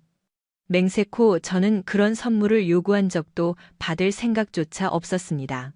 전부 최 대령 이놈이 제 허락도 없이 독단적으로 꾸민 짓입니다. 오 소장은 일말의 망설임도 없이 즉각적인 꼬리 자르기를 시도했다. 자신의 안위를 위해 부하를 제물로 바치는 그 비열한 행태에 최 대령은 치가 떨리는 배신감을 느끼며 몸을 부들부들 떨었다. 사단장님, 대체 그게 무슨 말씀이십니까? 지난달에도 제가 상납한 최고급 양주 세트를 입이 귀에 걸리게 받으셨지 않습니까? 이번 생일 선물도 아주 기대가 크다고 제게 직접 말씀하시지 않았습니까? 최 대령이 억울함을 토해내며 악을 썼다. 살아야겠다는 절박한 생존 본능이 군인의 뼛속까지 박힌 계급의 위계질서마저 뛰어넘고 있었다. 이 썩을 놈이 어디서 감히 거짓말을 짓거려? 내 놈 혼자 살겠다고 상관인 나까지 물귀신처럼 끌고 들어가는 거냐? 오 소장이 짐승처럼 으르렁거리며 최 대령의 멱살을 잡을 기세로 달려들었다. 고상하던 연대장실은 순식간에 개싸움이 벌어지는 난장판으로 변했다. 별 2개와 무궁화 3개가 서로의 치부를 드러내며 물어뜯는 이 추악하고 볼썽사나운 꼴을 정수진은 팔짱을 낀 채 얼음장처럼 차가운 눈으로 내려다보았다. 그만. 나직하지만 위험 있는 한마디가 떨어지자 엉겨붙어 싸우던 두 사람은 마치 마법에 걸린 듯 그 자리에서 얼어붙었다. 참으로 보기 좋군. 전우애가 어찌나 넘쳐 흐르는지 서로에게 책임을 떠넘기느라 혈안이 된 꼴이 아주 가관이야. 정수진은 조소를 머금은 채 테이블 위에 스마트폰을 집어들었다. 액정에 튄 커피 자국을 엄지로 무심하게 쓱 닦아낸 그녀는 어딘가로 통화 버튼을 눌렀다. 신호음이 딱 2번 울리자마자 상대방이 즉각 전화를 받았다. 지금 77연대 연대장실로 대기 중인 병력 투입해. 지금 즉시. 그녀는 단호하게 통화를 끊고 사색이 된 두 사람을 바라보며 싸늘한 미소를 지었다. 서로 못다 한 말이 아주 많은 것 같으니 조사는 독방에서 따로 받게 해주지. 그 구차한 변명들은 수사관 앞에서 밤새도록 실컷 떠들도록 해. 멀리서 날카로운 사이렌 소리가 고막을 찢을 듯이 들려오기 시작했다. 그것은 단순한 경찰차나 구급차의 경보음 따위가 아니었다. 군대라는 거대한 조직 내부에서 터진 썩은 살점을 도려내기 위해 맹렬하게 달려오는 수술용 전기톱에 소름 끼치는 구동음이었다. 다리에 힘이 풀린 최대령은 바닥에 주저앉아 버렸고 오 소장은 벽을 짚은 채 간신히 몸을 지탱하고 있었다. 연대장실의 사치스럽고 화려한 샹들리의 조명이 공포에 질려 시체처럼 창백해진 그들의 얼굴을 비추고 있었다. 이제 와서 상황을 돌이킬 수 있는 방법은 아무것도 없었다. 쾅! 연대장실의 육중한 마호가니 원목문이 거칠게 열어젖혀졌다. 문 밖에는 검은색 정장 차림의 군수사관들과 헌병 완장을 차고 무장한 병력들이 저승사자처럼 도열해 있었다. 그들이 뿜어내는 서리빨 같은 기운이 호화로운 집무실 안으로 거침없이 밀려들어와 실내의 공기마저 얼어붙게 만들었다. 박영철 대령과 김영호 소장은 그 압도적인 광경에 짓눌려 숨조차 크게 쉬지 못했다. 그들은 본능적으로 직감했다. 저들은 이제 자신들의 안위를 지켜주던 든든한 울타리가 아니라 자신들의 목을 겨누는 시퍼런 칼날이 되어 돌아왔다는 것을. 정수진 중장은 소파에서 천천히 몸을 일으켰다. 그녀의 야전 상의는 여전히 축축하게 젖어 있었고 커피 얼룩은 더욱 진하고 흉하게 베어들었지만 그녀가 내딛는 당당한 걸음걸이에는 단 한 치의 흐트러짐도 망설임도 없었다. 선두에 선 육군중앙수사단 소속의 수사팀장 중령이 정수진 앞에서 절도 있는 동작으로 거수경례를 올렸다. 육군중앙수사단 특수임무대 팀장 중령 이도훈 신고합니다. 현 시간부로 제77연대에 대한 전면적인 압수수색 및 감찰 조사를 개시합니다. 정수진은 짧고 묵직하게 고개를 끄덕이며 부하의 경례를 받았다.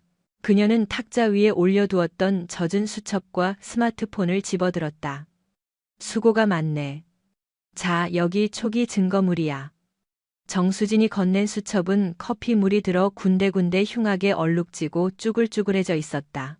하지만 그 안에 담긴 무게를 알기에 이중령은 두 손으로 공손하고 조심스럽게 그 수첩을 받아들었다.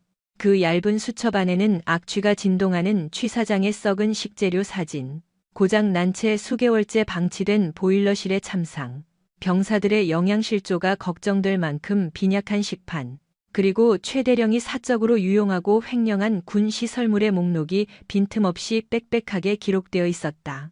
그것은 단순한 메모장이 아니었다. 이 부대 지휘부가 어떻게 병사들의 고열을 빨아먹고 기생해 왔는지를 적나라하게 증명하는 썩어빠진 환부의 진료 기록부 그 자체였다. 그리고 이 스마트폰에 결정적인 녹음 파일이 하나 있을 거야. 방금 전 최대령과 그 참모들이 나누던 대화 내용이지. 뇌물공여 계획과 상남 내역에 대한 그들의 추악한 육성이 아주 선명하게 담겨 있어. 덧붙여 나에 대한 폭행 당시의 정황도 고스란히 포함되어 있고 말이야. 정수진의 차분한 설명이 이어지자 최대령의 얼굴은 핏기가 완전히 빠져나가 백지장처럼 하얗게 질려버렸다. 자신이 벤치 앞에서 천하를 가진 양 떵떵거리며 내뱉었던 그 모든 오만한 말들이 이제는 자신의 목을 조르는 단단한 올가미가 되어 그에게 되돌아왔다. 다리에 힘이 풀린 그는 비틀대며 겨우 책상 모서리를 부여잡고 몸을 지탱했다. 사령관님, 제발 한 번만 선처해 주십시오. 제가 잠시 정신이 나갔던 모양입니다. 뇌물이라니 당치도 않습니다. 그저 존경하는 마음을 표현하고 싶었을 뿐입니다. 최대령이 땀범벅이 된 얼굴로 비굴하게 애원했지만 정수진의 서늘한 시선은 허공을 향할 뿐 그에게 머물지 않았다. 이중령 원칙대로 진행해. 지위 고하를 막론하고 그 어떤 예외도 허용하지 않는다. 정수진의 차가운 명령이 떨어지자 이중령이 짧게 복창했다. 그의 수신호가 떨어지기 무섭게 수사관들이 기계처럼 일사불란하게 움직이기 시작했다.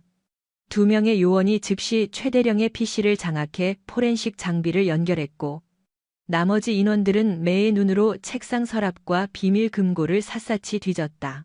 최대령이 기겁하여 금고 앞을 가로막으려 몸을 날렸지만 바위처럼 건장한 헌병들이 순식간에 그의 양팔을 꺾어 제압해버렸다. 이거 놔. 너희들 내가 누군지 몰라? 나 연대장이야. 감히 누구 몸에 손을 대는 거야. 최대령이 짐승처럼 악을 쓰며 발버둥 쳤으나 헌병들은 미동조차 하지 않고 그를 바닥에 단단히 고정시켰다. 특수 장비를 이용해 수사관이 금고의 잠금 장치를 해제했다. 굳게 닫혀있던 육중한 철문이 열리는 순간 그 안에 숨겨져 있던 5만 원권 현금 다발과 상품권 그리고 결정적인 증거인 이중 장부가 와르르 쏟아져 나왔다. 그 처참한 광경을 목격한 김영호 소장은 절망감에 눈을 질끈 감아버렸다. 끝났다. 공들여 쌓아올린 모든 것이 이 순간 무너져 내렸다. 김영호 소장, 가지고 있는 휴대폰도 지금 즉시 제출하십시오. 이중령이 사무적인 태도로 손을 내밀었다.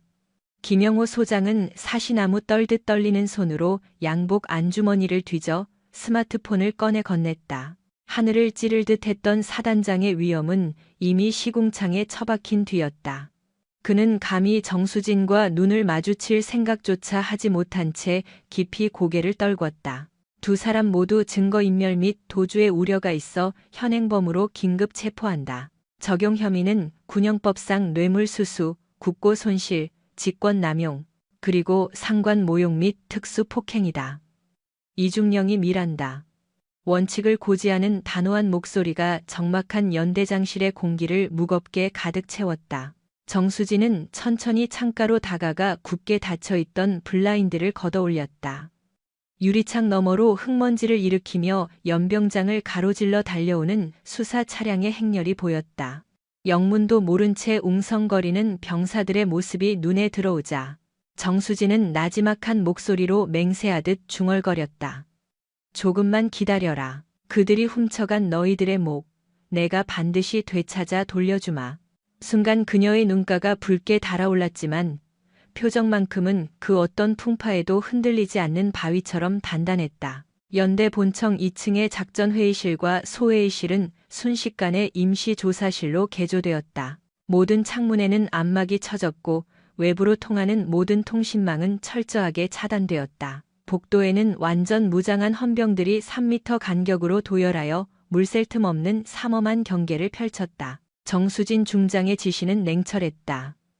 박영철 대령과 김영호 소장은 즉시 분리되어 서로 다른 방에 격리 수용되었다. 혹시 모를 말 맞추기나 증거 인멸 시도를 원천 봉쇄하기 위함이었다. 제1조사실의 공기는 무거웠다. 박영철 대령은 냉기가 감도는 차가운 철제 의자에 위태롭게 앉아 있었다. 불과 1시간 전만 해도 최고급 가죽 소파에 파묻혀 권력을 누리던 그였으나 지금은 처지가 완전히 뒤바뀌어 있었다. 그의 맞은편에는 산전수전 다 겪은 육군 중앙수사단의 베테랑 수사관이 포식자처럼 앉아 있었다. 수사관은 묵직한 서류 뭉치를 탁자 위에 쿵 소리가 나도록 내려놓았다. 박영철 대령, 목이 탈 텐데 물 한 잔 드릴까? 수사관의 목소리는 감정이 배제된 채 건조하기 짝이 없었다. 최 대령은 타들어가는 입술을 혀로 축이며 억지로 마른 침을 삼켰다. 그는 힘겹게 고개를 저으며 입을 뗐다. 저기 수사관님. 뭔가 큰 오해가 있는 것 같습니다. 그 커피 사건은 정말이지 단순한 실수였습니다. 제가 시력이 나빠서 사람을 제대로 분간하지 못했습니다. 그분이 중장님이신 줄 알았다면 제가 미치지 않고서야 그런 짓을 했겠습니까? 최 대령은 필사적으로 논점을 커피 사건으로 축소하려 애썼다. 기껏해야 폭행이나 상관 모욕죄 정도라면 불명예 전역선에서 마무리될 수도 있다는 얄팍하고 간사한 계산이 깔려 있었다. 횡령과 뇌물수수 혐의만큼은 죽어도 피하고 싶었다. 하지만 수사관은 그의 속내가 훤히 들여다보인다는 듯 피식 웃으며 가져온 서류철을 펼쳤다. 대령님, 아직 상황 파악이 전혀 안 되시는 모양입니다. 커피 쏟은 건 지금 아주 사소한 문제입니다. 물론 상관에게 커피를 투척한 건 명백한 하극상이지만 저희는 지금 그보다 훨씬 더 흥미로운 건수를 보고 있거든요. 수사관은 서류 한 장을 뽑아 최대령의 코앞으로 들이밀었다. 그것은 연대 군수과에서 은밀하게 작성된 식자재 납품 내역서의 사본이었다. 지난 2년간의 부식비 청구 내역과 실제 창고 입고 내역이 전혀 맞지 않습니다. 예를 들어 돼지고기 납품량은 서류상 10톤인데 실제 입고 기록은 6톤 뿐이더군요. 병사들이 먹었어야 할 나머지 4톤. 돈으로 치면 대략 8천만 원은 도대체 어디로 증발한 겁니까? 수사관의 날카로운 지적에 최대령의 동공이 지진이라도 난 듯 격렬하게 흔들렸다. 그건 분명 행정상의 착오일 겁니다. 행정병 녀석들이 워낙 실수를 자주 해서. 행정병 실수라? 그렇다면 이것도 실수입니까? 수사관은 비웃음을 흘리며 결정적인 증거 사진을 추가로 꺼내 들었다. 그것은 최대령의 처남 명의로 개설된 차명 계좌의 입출금 내역이었다. 내역서에는 매달 300만 원씩 식자재 납품업체 명의로 입금된 기록이 붉은 펜으로 선명하게 표시되어 있었다. 이 계좌로 꽂힌 돈이 고스란히 대령님의 고급 골프 회원권 결제 대금으로 빠져나갔더군요. 설마 이것도 행정병의 귀여운 실수라고 우기시렵니까? 명백한 증거 앞에 최대령은 말문이 막혀버렸다. 목을 조여오는 듯한 압박감에 숨이 턱턱 막혀왔다. 수사팀이 이렇게까지 깊숙하게 그리고 집요하게 파고들었을 줄은 꿈에도 상상하지 못했다. 그리고 결정타가 하나 더 있습니다. 수사관은 여유로운 손길로 노트북 화면을 돌려 최대령을 향하게 했다. 화면 속에서는 연대 군수과장 김철수의 진술 녹화 영상이 재생되고 있었다. 영상 속의 김철수는 겁에 질려 울먹이며 카메라를 향해 진실을 토해내고 있었다. 전부 연대장님이 시키신 일입니다. 장부를 조작하지 않으면 인사고과를 최하점으로 깔아버리겠다고 협박하셨습니다. 횡령한 돈은 전액 현금으로 세탁해서 연대장님께 직접 전달해 드렸습니다. 믿었던 부하의 자백은 최대령의 심장에 새끼를 박았다. 모니터 속 영상을 응시하는 최대령의 손끝이 사시나무 떨리듯 요동쳤다. 그것은 철석같이 믿었던 부하의 비열한 배신인가? 아니었다. 그것은 자신이 벼랑 끝 낭떠러지로 몰아세웠던 부하가 살기 위해 발버둥치는 처절한 생존의 몸부림에 가까웠다. 에이, 천하의 배은 망덕한 놈 같으니라고. 내가 제 놈을 그동안 얼마나 끔찍하게 챙겨줬는데 감히. 격분을 참지 못한 최대령이 자리를 박차고 일어나려 몸을 일으켰다. 그러나 맞은편의 수사관은 눈 하나 깜짝하지 않고 차갑게 그를 제지했다. 그 자리에 앉으십시오. 본 게임은 아직 시작도 안 했습니다. 사단장님께 갖다 바친 뇌물 내역도 낱낱이 읊어드릴까요? 사단장님 생신 선물이라며 준비한 산삼. 그 구매 영수증을 보니 부대 운영비 법인카드로 결제하셨더군요. 엄동설 안에 떨 병사들의 난방비 예산을 횡령해 사단장님 몸보신용 산삼을 사다 바치다니.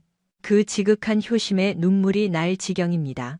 수사관은 벌레를 보는 듯한 경멸 어린 눈빛으로 최대령을 날카롭게 쏘아보았다. 대령님, 당신이 꿀꺽 삼킨 그 돈 때문에 우리 병사들은 살을 내는 1월 혹한기 훈련 내내 난방기 하나 없는 차가운 텐트에서 쪽잠을 잤습니다. 그 탓에 동상 환자가 무려 10명이나 속출했죠. 병사들이 추위에 떨고 있을 때 당신은 보일러 빵빵한 관사에서 비싼 양주나 홀짝거리고 있었겠지. 최대령은 전신의 힘이 빠져나가는 것을 느끼며 의자 등받이에 축 늘어지듯 몸을 기대었다. 더 이상 변명할 여지조차 없었다. 들이밀어진 모든 증거가 너무나도 명백했기 때문이다. 사소해 보였던 커피 사건은 그저 굳게 봉인되어 있던 판도라의 상자를 여는 열쇠에 불과했다. 봉인이 풀린 상자 안에는 그가 지난 수년간 차곡차곡 쌓아올린 추악하고 탐욕스러운 욕망의 탑이 역겨운 악취를 풍기며 군리를 틀고 있었다. 같은 시각 제2조사실의 풍경도 별반 다르지 않았다. 김영호 소장은 식은땀을 비오듯 흘리며 눈앞의 수사관에게 애처롭게 읍소하고 있었다. 나는 정말 몰랐네.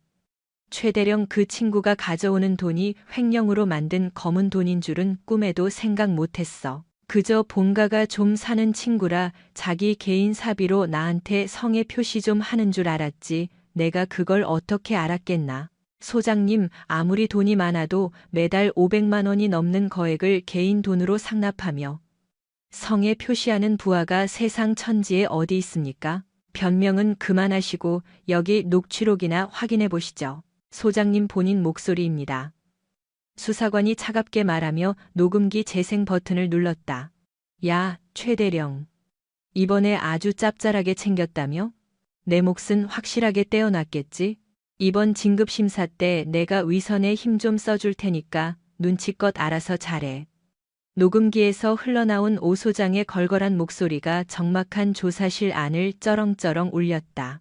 자신의 목소리를 확인한 오 소장은 괴로운 듯 두 손으로 얼굴을 감싸 쥐었다. 사방이 꽉 막힌 듯 빠져나갈 구멍은 어디에도 보이지 않았다. 정수진 중장이 미리 쳐놓은 포위망은 바늘 하나 꽂을 틈 없이 너무나 촘촘하고 견고하여 독 안에 든 쥐 신세나 다름없었다. 조사실 밖 복도 정수진은 팔짱을 낀 채 굳게 닫힌 문들을 말없이 응시하고 있었다.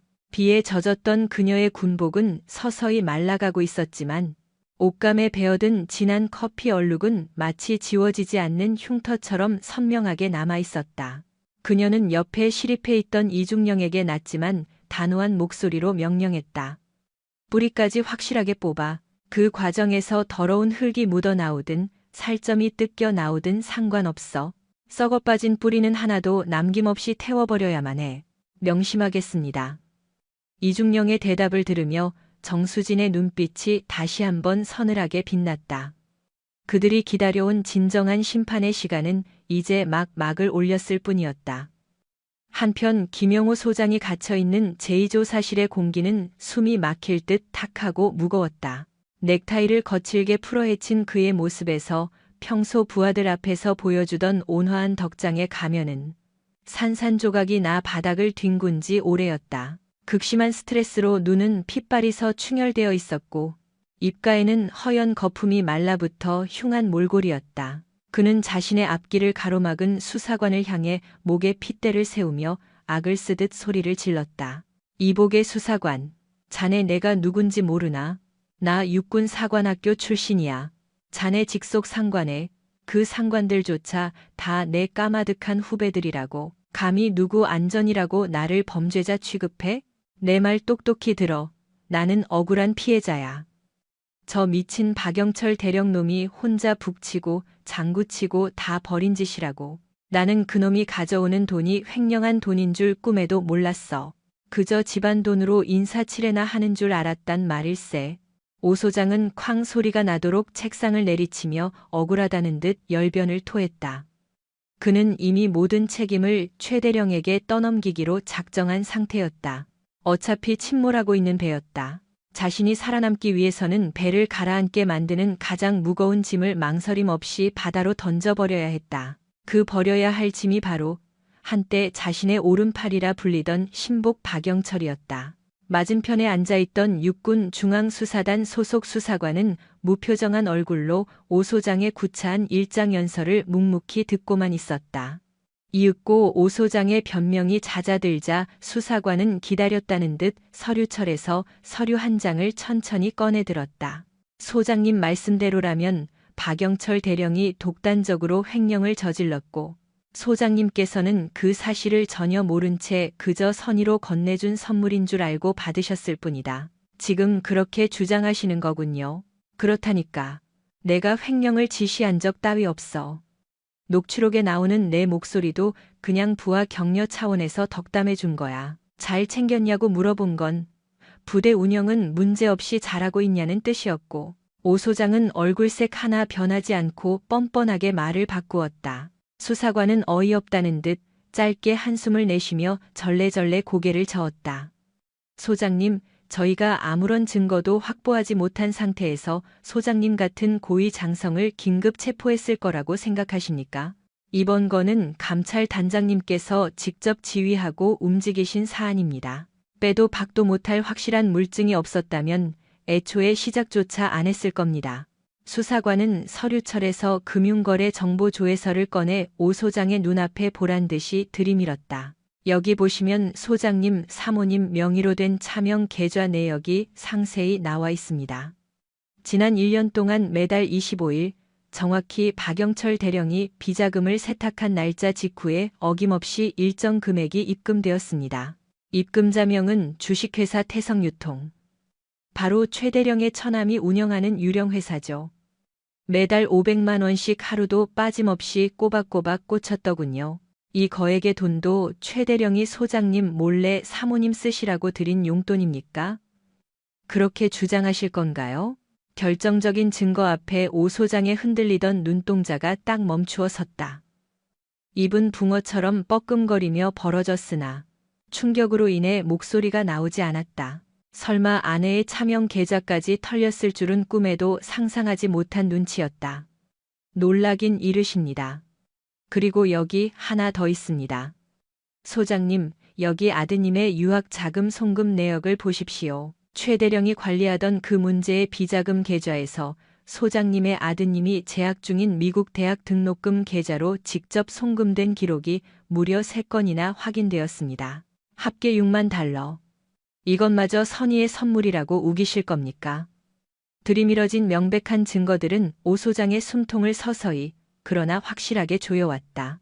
이는 단순 뇌물수수 혐의를 넘어 범죄 수익 은닉 및 외환관리법 위반까지 추가될 빠져나갈 구멍 없는 절체절명의 상황이었다.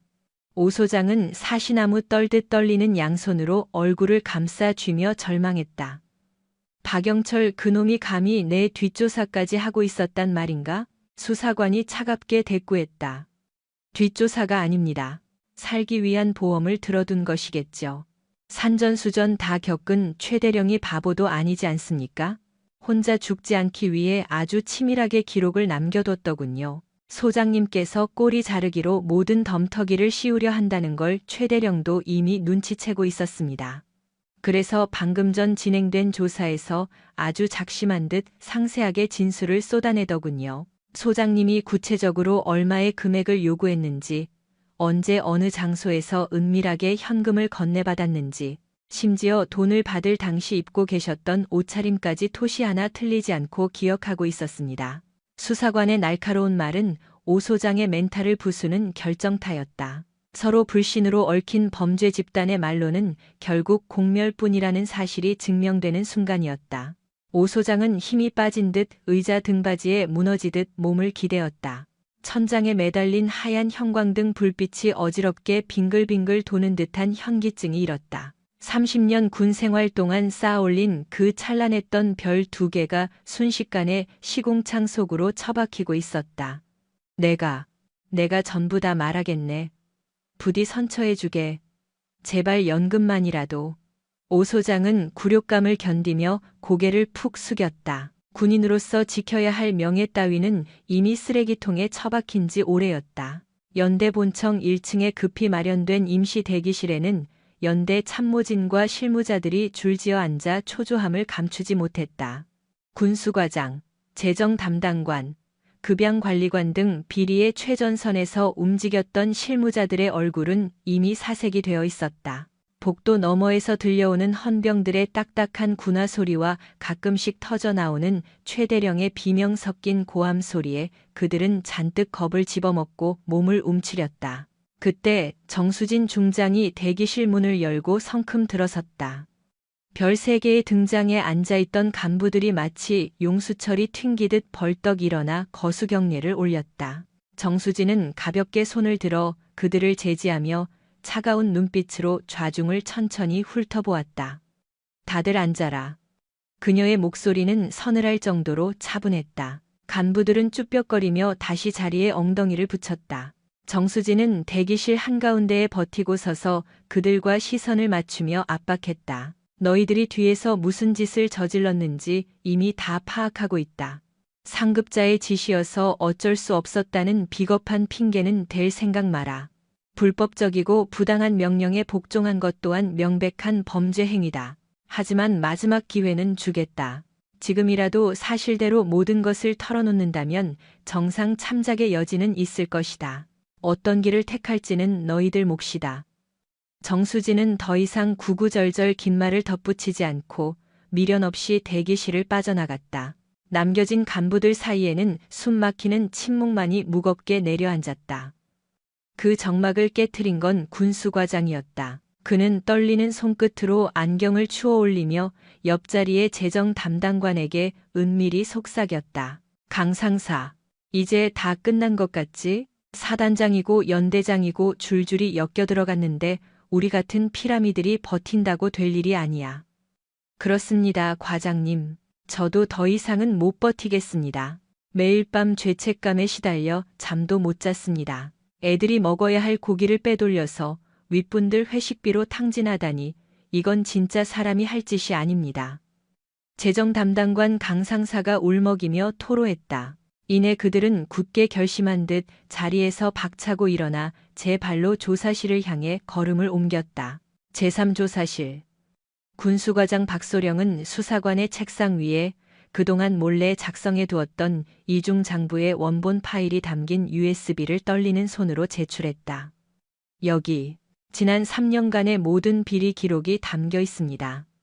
연대장님은 매달 초 간부 회의 때마다 운영비 절감을 노래처럼 강조하셨습니다. 말만 절감이지 실제로는 병사들에게 돌아가야 할 부식과 보급품을 쥐어짜라는 짓이었습니다. 저희는 서류상으로는 최고급 A등급 돼지고기를 주문한 것처럼 꾸미고 실제로는 폐기 직전에 저등급 쓰레기 고기를 납품받았습니다. 그 과정에서 발생한 차액은 납품업체 사장이 현금으로 세탁해 연대장님 관사로 직접 배달했습니다. 박소령의 진술은 너무나도 구체적이고 적나라했다. 난방유 횡령도 마찬가지 수법입니다. 혹한기 겨울철에 병사들 생활관 보일러 가동 시간을 규정된 하루 8시간에서 절반인 4시간으로 줄여버렸습니다. 그렇게 병사들을 떨게 만들며 아낀 기름을 빼돌려 인근 민간 주유소에 헐값으로 넘겼습니다. 그 판도는 전부 김영호 사단장님의 골프 접대비와 연대장님의 유흥비로 탕진되었습니다. 병사들이 춥다고 고충을 토로하면 정신 상태가 해이해져서 그렇다며 오히려 얼차려를 주라고 닥달하셨습니다. 옆방에서 조사를 받던 급양관리관의 입에서 나온 증언은 그보다 더 충격적이었다. 유통기한이 한참 지나 폐기해야 할 라면과 건빵을 버리지 않고 병사들에게 간식이라며 지급했습니다. 폐기 처리 비용을 아껴서 그 돈까지 회식비로 쓰기 위해서였습니다. 썩은 음식을 먹고 배탈이 난 병사들이 속출했지만 의무대장과 입을 맞추고 식중독이 아니라 단순 장염으로 진료 기록을 조작해 덮었습니다. 의무대장 역시 연대장님과 동기라서 척하면 척 한 통속이었습니다. 실무자들의 입에서 본물 터지듯 쏟아져 나오는 증언들은 이 부대가 나라를 지키는 군대가 아니라 거대한 범죄 조직이었음을 여실히 증명하고 있었다. 그들은 자신들이 저지른 추악한 죄를 낱낱이 이실직고하며 참회의 눈물을 흘렸다. 그것은 위기를 모면하려는 악어의 눈물이 아닌 오랫동안 억눌려왔던 양심의 가책이 비로소 터져 나온 것이었다. 제가 죽일 놈입니다. 제 아들놈도 지금 딴 부대에서 군 복무 중인데 남의 자식한테 몹쓸 짓을 하는 것 같아서 매일매일이 지옥불 같았습니다. 어떤 처벌이든 달게 받겠습니다. 제발 병사들에게 속죄할 수 있게 해주십시오. 급양관리관은 책상에 이마를 지식히며 통곡을 쏟아냈다. 그러나 수사관은 감정을 배제한 채 건조한 표정으로 조서를 써내려갈 뿐이었다. 차가운 조사실의 공기를 가르는 것은 오직 타다닥거리는 키보드 소리뿐이었다. 확보된 모든 진술과 물적 증거들은 정수진 중장의 집무실로 집결되었다. 정수진은 책상 위에 쌓인 서류 더미를 한 장씩 신중하게 넘겼다. 종이의 낱장마다 병사들이 겪어야 했던 피눈물 나는 고통이 흥건히 배어 나오는 듯했다. 그녀의 손에 서서히 힘이 들어갔다. 뿌리까지 썩어버린 이 조직을 도려내고 다시 세우기 위해 그녀는 그토록 치욕스러운 순간들을 이를 악물고 버텨왔던 것이다. 창밖으로 붉은 태양이 넘어가고 있었다. 피처럼 붉은 노을이 연대 연병장을 덮으며 비장한 분위기를 자아냈다. 그러나 오늘 이 부대를 덮는 어둠은 단순한 밤이 아니었다. 그것은 거대한 정화 작업의 시작을 알리는 장엄한 서막이었다. 정수진은 자리에서 일어나 천천히 창가로 발걸음을 옮겼다. 유리에 비친 그녀는 여전히 낡고 초라한 야전 상의를 걸치고 있었지만 그 눈동자만큼은 밤하늘의 샛별보다 더 형형하게 빛나고 있었다. 내일 동이 트기 전까지 조서 작성을 끝내도록 국방부 검찰단 이첩 준비도 서둘러라. 놈들이 빠져나갈 구멍은 바늘구멍 하나라도 허용해선 안 된다. 서리빨 같은 그녀의 명령에 참모들이 우렁찬 목소리로 복창했다. 비록 밤은 길고 어두울지라도 그 끝에는 반드시 찬란한 새벽이 기다리고 있을 터였다. 그대들이 입은 군복의 무게가 부끄럽지도 않은가? 새벽의 공기는 살을 애는 듯 차가웠다. 밤샘 조사가 마무리된 연대 본청 현관 앞 헌병대의 호송차 2대가 시동을 건 채 대기하고 있었다. 여명이 밝아오자 연대장실에 구금되어 있던 박영철 대령과 김영호 소장이 밖으로 끌려 나왔다. 불과 하루 전만 해도 천하를 호령할 듯 위풍당당하게 어깨를 펴고 다니던 자들이었다. 그러나 지금 그들의 몰골은 폐잔병보다 더 처참하게 무너져 있었다. 박 대령의 전투복 상의는 단추가 뜯겨져 너덜거렸고 김 소장의 얼굴은 거뭇하게 자라난 수염으로 뒤덮여 초라하기 그지없었다. 두 사람의 손목에는 차가운 은색 수갑이 채워져 있었고 그 치욕을 가리려는 듯 검은 천이 덮여 있었다. 정수진 중장은 본청 현관 계단 위에 서서 죄인들을 싸늘하게 내려다보았다. 그녀는 여전히 커피 자국이 선명하게 남은 야전 상의를 고집스럽게 입고 있었다. 옷감에 스민 그 지워지지 않는 갈색 얼룩은 이제 그녀가 감내해야 했던 수모의 낙인이 아니라 부패를 척결해낸 영광스러운 훈장처럼 보였다. 정수진은 두 사람의 앞길을 막아서며 낮지만 위험 있는 목소리로 말했다. 고개를 들어라. 그리고 저기 연병장을 똑똑히 보아라. 박 대령과 김 소장은 헌병들의 거친 손길에 이끌려 억지로 고개를 들어야 했다. 연병장에는 아침 점호를 마친 병사들이 끝도 없이 도열해 있었다.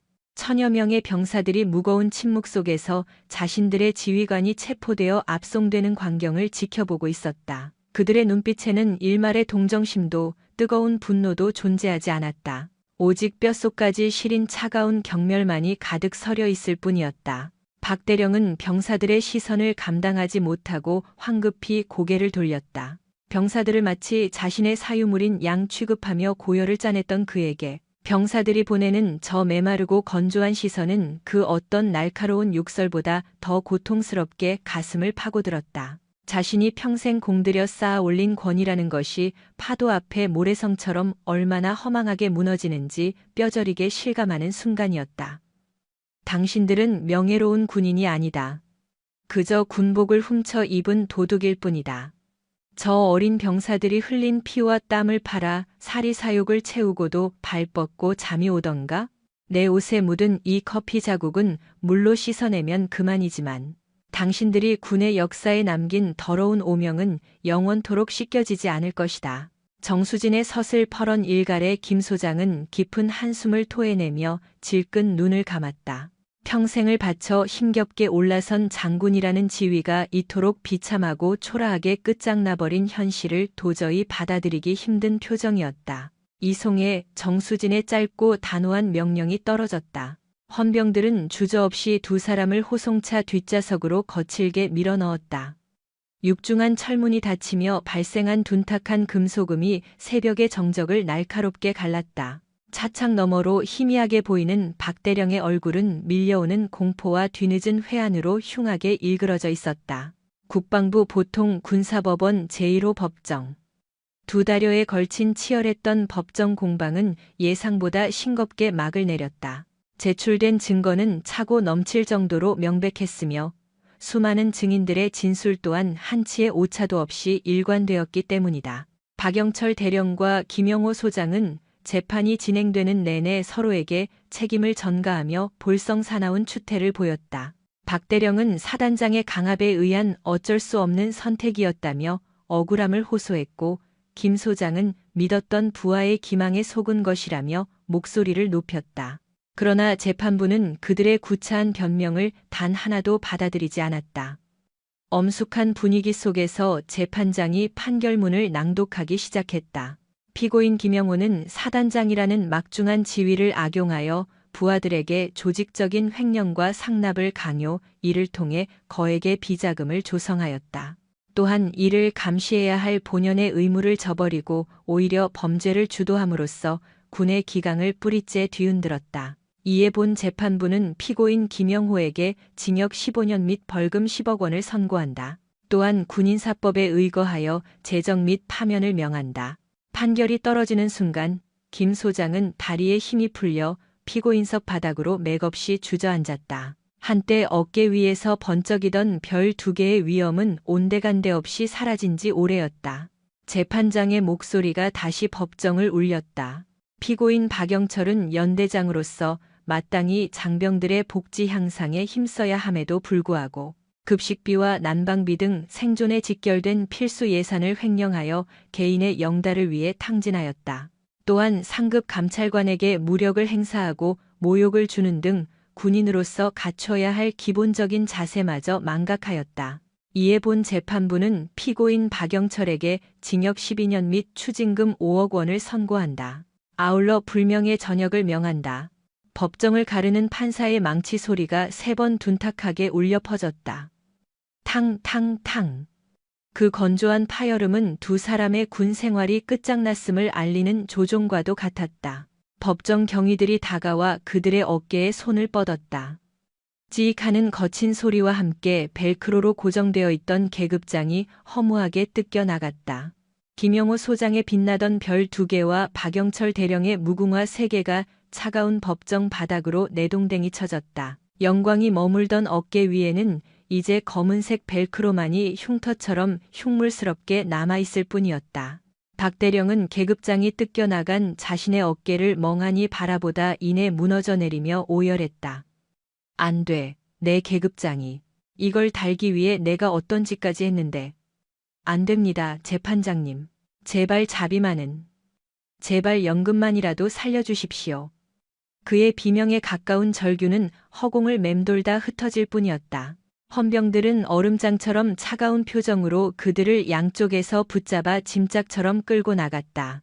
방청석의 가족들은 죄인처럼 고개를 숙인 채 흐느꼈지만 그 누구도 그들에게 동정의 시선을 보내지 않았다. 그들이 누린 기름진 호사가 병사들의 피눈물과 뼈를 깎는 추위를 대가로 훔쳐낸 것임을 모르는 이는 아무도 없었기 때문이다.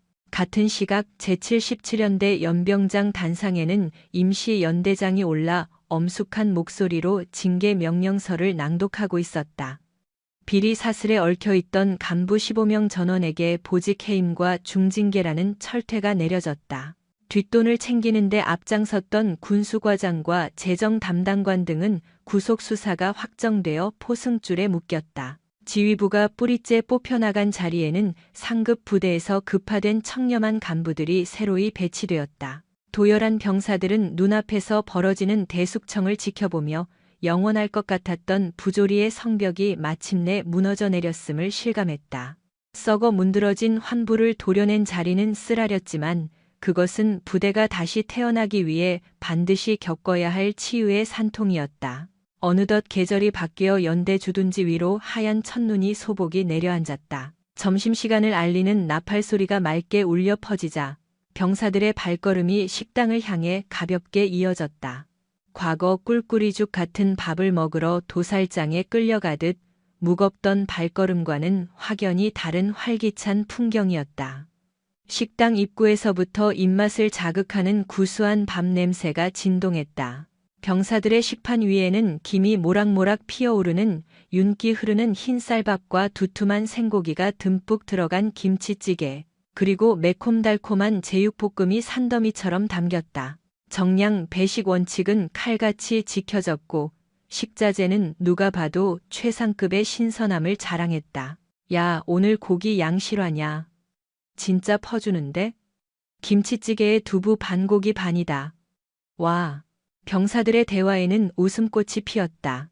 새로 오신 연대장님이 먹는 건 무조건 1순위로 챙기신대. 보일러도 싹 고쳐놔서 어제는 생활관이 너무 따뜻해서 반팔 입고 잤다니까. 병사들의 얼굴에는 다시 생기가 돌았고 볼살이 올랐다. 더 이상 굶주림과 추위가 그들을 괴롭히지 않았다. 식당 한 구석을 가로막고 있던 간부 전용 칸막이도 뜯겨 나갔다. 연대장과 간부들은 계급장을 내려놓고 병사들과 똑같은 식판에 밥을 담아 같은 공간에서 식사를 했다. 비록 사소해 보일지 모르는 변화였지만 그것은 무너진 신뢰의 탑을 다시 쌓아 올리는 가장 확실한 첫걸음이었다. 한편 육군본부 감찰단장실의 공기는 차분했다. 정수진 중장은 창밖으로 흩날리는 눈발을 응시하며 김이 오르는 찻잔을 기울였다. 그녀의 책상 위에는 제7연대 부대 정상화 결과 보고서가 놓여 있었다. 보고서의 마지막 페이지 장병 만족도 최우수라고 적힌 굵은 글씨가 눈에 들어왔다. 그녀는 자리에서 일어나 집무실 한쪽 벽면을 차지한 액자 앞으로 다가갔다. 유리 액자 속에는 수차례 세탁했음에도 지워지지 않는 갈색 얼룩이 묻은 낡은 야전 상의가 박제되어 있었다. 주변에서는 흉한 옷을 버리라고 권했지만 그녀는 고집스럽게 그것을 곁에 두었다.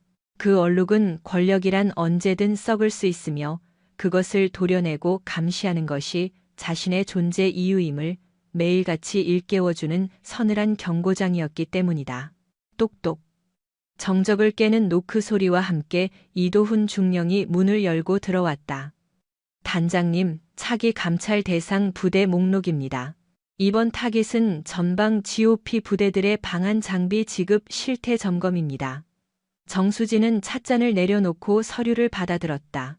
조금 전까지의 온화함은 사라지고 그녀의 눈빛은 다시 사냥감을 노리는 맹수처럼 매섭게 번뜩였다. 준비해. 이번에도 예고 따윈 없다. 기습이다. 수행원은 자네 하나면 돼.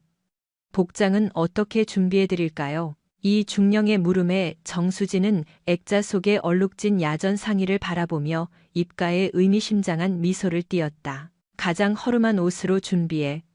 계급장은 떼고. 진짜 군인의 권위는 어깨 위의 계급장이 아니라 병사들을 대하는 태도에서 나오는 법이니까. 정수진은 옷걸이에 걸려있던 색바랜 낡은 패딩 점퍼를 거칠게 걸쳤다. 창밖에는 한 치 앞도 보이지 않는 거센 눈보라가 몰아치고 있었지만 정의를 향한 그녀의 발걸음에는 조금의 망설임도 없었다. 어딘가 깊은 곳에 숨어있을 또 다른 부패의 어둠을 걷어내기 위해 그녀는 다시금 폭설 속으로 몸을 던졌다. 별이라는 존재는 어둠이 가장 짙게 깔린 밤일수록 더 찬란하게 빛나는 법이다.